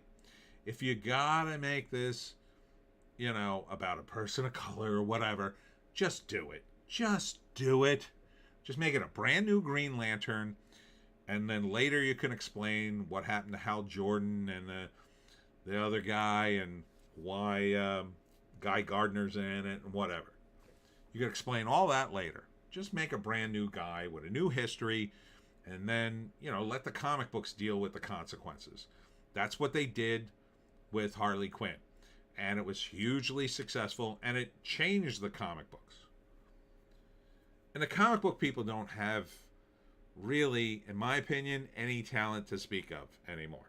So why are you following their lead? You're James Gunn. You can do whatever the F you want. Just start a new guy.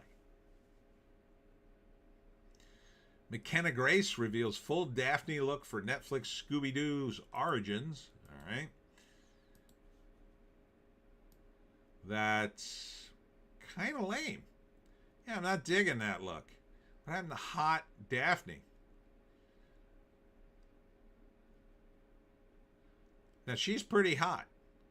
I would have thought you'd put her in a dress like that. That's the kind of dress Daphne normally wears on Scooby-Doo. Instead, you're going to put her in a sweater? What are you, out of your mind?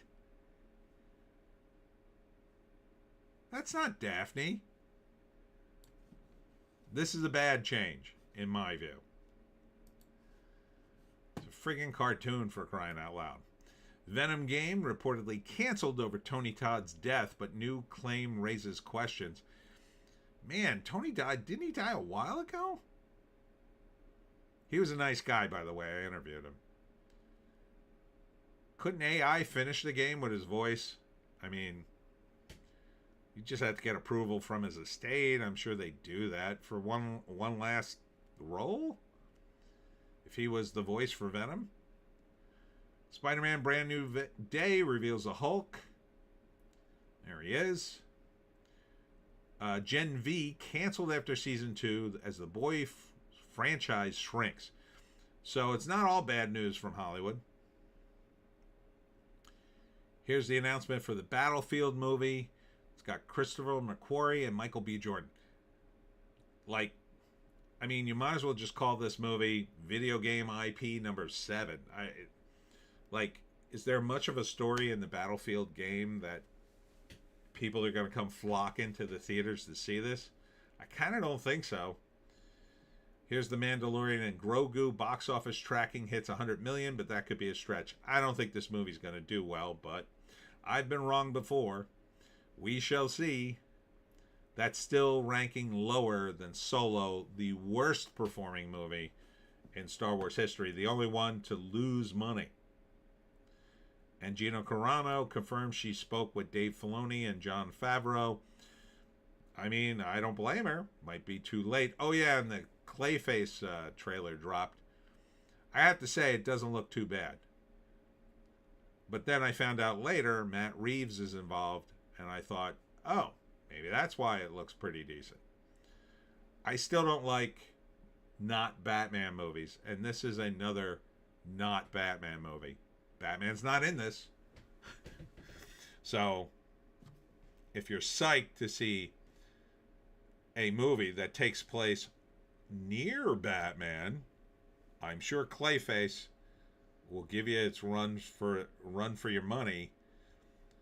Again, if you want to just print $1 billion, Warner Brothers, I'll tell you a super secret way.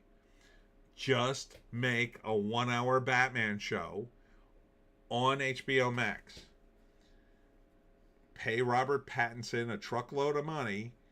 Have Matt Reeves write and direct it. And you will make literally $1 billion. It will be a no-brainer. And then you do 10 episodes. And then you could lead it into a movie and do a movie. So really, you're shooting 12 episodes when you get right down to it.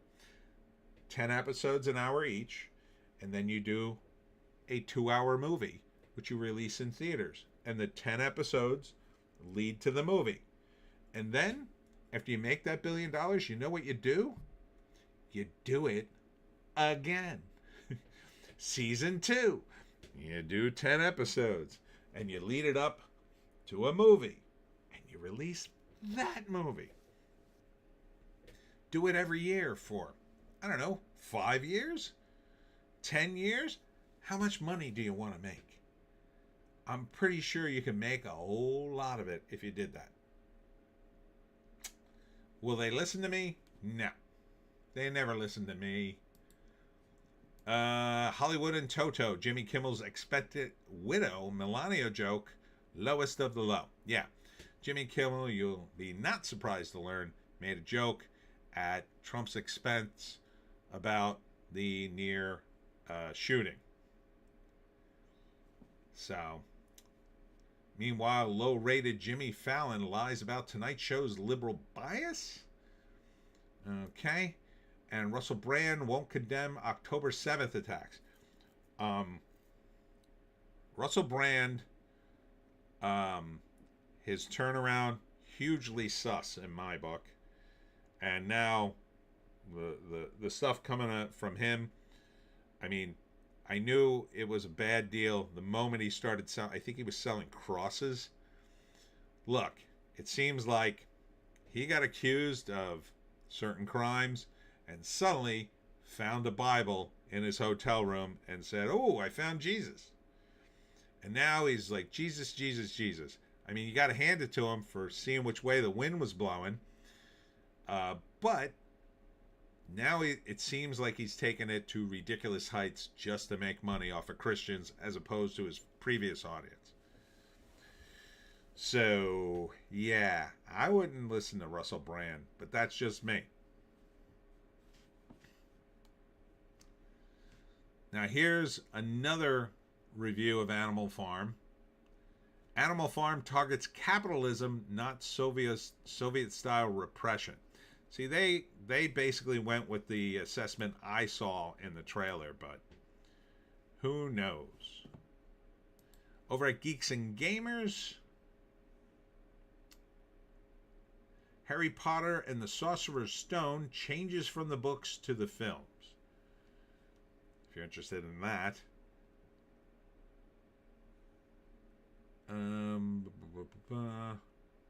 Pretty much is what we covered. That Park Place, more on Michael.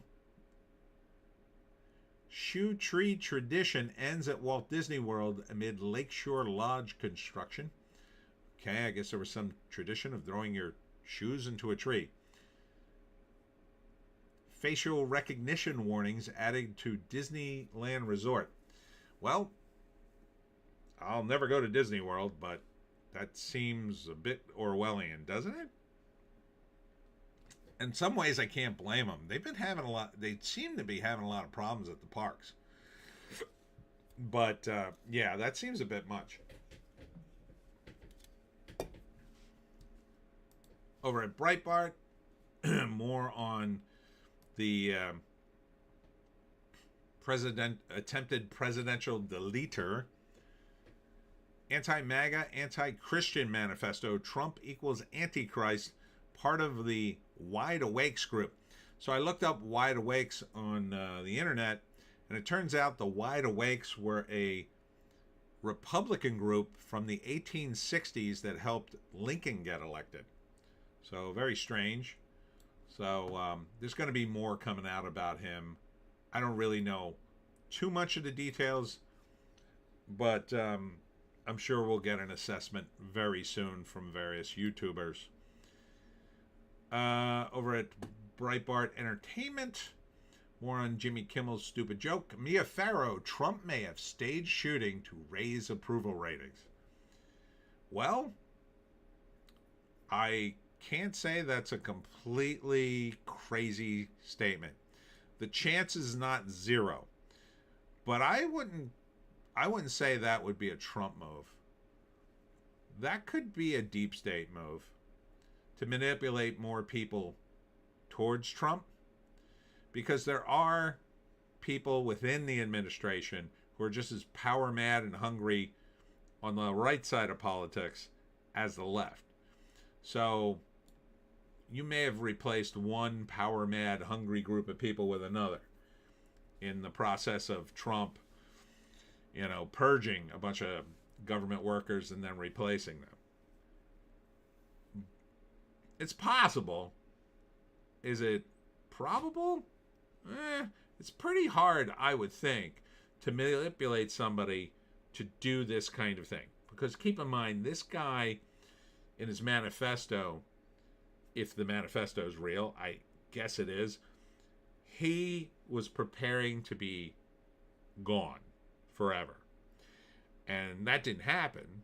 So, if he were around and somehow tied to anybody in the administration, that could come out. So it would be very strange to leave him alive if this is a setup. So I do think a lot of people's brains are cooked. So I do think this guy is legitimate. Anyhow, Al Gore warns the day after tomorrow, Ice Age could happen in 25 years, 10 years after Inconvenient Truth prophecies failed. Al Gore is doubling down. After completely failing in Inconvenient Truth, where he talked about the ice caps melting by 2012, I think, he is back again talking about an ice age. Who's listening to this clown? Lin-Manuel Miranda to host virtual fundraiser for John Ossoff. He's the guy who wrote Hamilton. Leftist SPL donor George Clooney silent on DOJ indictment. I really want somebody in the press to ask George Clooney and other people who donated to the SPLC about the SPLC and how they feel about it. I really want that to happen. Hopefully somebody will, but I doubt it. WGA approves 4-year contract with Hollywood studios. Again, I don't feel like they gain much, if anything. More Hollywood A-listers join petition opposing Paramount Warner Brothers merger. Which will do what exactly? Show you a list of people never to hire again? Is that what the petition's for? I don't think that's going to work. I think you could literally have everybody in Hollywood sign the petition. You're all dependent upon these people for your money. You'd rather have Netflix merge with these guys and shut down movie theaters? I mean, I would rather have Warner Brothers stand on its own too, but it's not. Part of the reason it's not standing on its own is because you idiots pushed a bunch of woke nonsense and they embraced it, and it hurt their bottom line, in my opinion. Additionally, I mean, the unions really aren't helping it. Not helping the studio. It might help some individuals, but it's not helping the studios to unionize. So you can't have everything. At some point, you got to admit, maybe the unions weren't a great idea. More on Michael Jackson. Rob Reiner's son, Jake, describes the living nightmare of losing his parents. Yeah, man, I can't imagine. I can't imagine what he's going through to have his brother do this, and then, he loses his parents this way. It's got to be a nightmare. His whole life has got to be disrupted. He probably had to fly in. I imagine his entire job. He's probably had to take a leave from work to handle all this stuff, because keep in mind, the Reiners, what are they worth? Oh my God, Rob Reiner had to be worth a bundle and a half. Yeah, $200 million. So imagine you gotta run the estate of your late parents, who are worth $200 million. I mean, it's going to take years. It's going to take years. Plus, you got to, go through the will, and I assume Rob and his wife just said, split it between the kids. But then, what do you do about Nick? Like, Was Nick getting a slice of whatever was in his will? Obviously, he shouldn't get any. He killed his parents, allegedly. I have to say that. So, like, what the hell do you even do? And this was weird. Former Home Alone house owner found dead after being charged in CP case. That was weird. I mean, not weird. Someone like that would delete themselves, but weird. Just weird. He bought the Home Alone house and then it was doing that. All right. We're going to wrap things up. I don't know what happened to the chat. Oh, man, it's 4 hours. I'm 4 hours into this. What am I, nuts? Let's wrap this up. More on the shooting. Here's the dude who's been caught. Initially, they said he was dead. So, it's weird to throw your life away on something like this. But again, I think his brain was pretty cooked. Here's the woman who was seen snatching wine bottles in the aftermath of the shooting. So, I guess the Secret Service was kicking everybody out and she was just taking the wine. I mean, look, I can't say I wouldn't have done something similar. I mean, I at least would want a souvenir of that night. I mean, it's a pretty historic night when you think about it, but it seems pretty tacky for people at that level to do it. Let's see. Storage Wars star Darrell Sheets. Castmates recalled odd final interaction before his death. He self-deleted, and they say he was cyberbullied. Seems a little too old to do that, but it can happen. Legendary actress held onto male companion as she exited the restaurant. I believe that's Shirley MacLaine, Hollywood icon. She's 92. Yep, Shirley MacLaine. She was pretty cute back in the day. I mean, she's 92. Good for her getting out and around.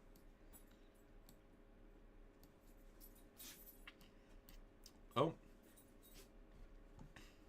Revolving door. Top Iranian negotiator arrives in Pakistan after regime skipped peace talks and Trump canceled team's trip. Yeah, Iran's a mess. Could it be possible the Trump administration doesn't want to declare peace yet? And they're just stalling? Possible. Now, someone pointed out that a bunch of the Trump shills, I'll call them, are all saying that they have to build the White House ballroom.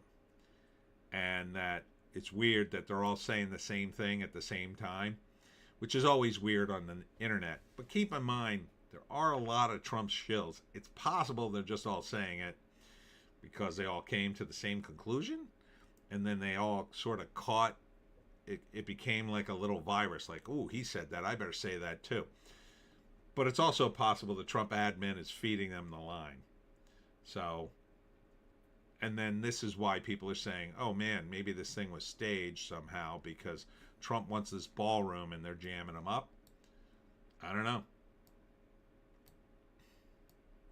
I doubt it. That seems like a poor plan, but anything's possible.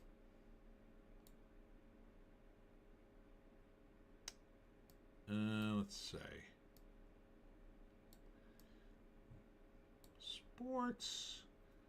Bianca Censori spills out a bodysuit during date night with Kanye West. How's this woman still with Kanye? But sure, I'll check out a spill out. Yeah, there's a serious side boob. I'm not really seeing the spill out. No, maybe. Kinda. No, I'm not seeing a spill out. There's definitely some side boob going on. And let's end on the side boob. I think I got to wrap this up. Oh my God, you guys must be in bed. Anyhow, that's it for me, Tony D. What did we learn today? Well, let's see. We learned about the Trump assassin. I pontificated about various things in Congress, probably too much of that. We talked about Robert Rodriguez and his channel getting started in film. Thanks for coming by, Jesus. We talked a little bit about my weekend where I did tea with the Jersey Devil and my voice. So thanks to Clint Miller and Amber for stopping by. What else did we do? Oh yeah, we talked about Doomsday. We talked about Doomsday a lot. Talked about the box office as always, and what's coming up next week. Next week, I am doing the Jersey Devil Fable Fest. That's in Asbury Park on Saturday, and I'm going to be doing my talk there, How to Hunt the Jersey Devil. That I'm not sure when that starts, but I believe it's 12 to 4. It looks like on my calendar, or 5. 6, it might even be a 6, I don't know. But I'm definitely going to be at Jersey Devil Fable Fest. That's sort of my brand.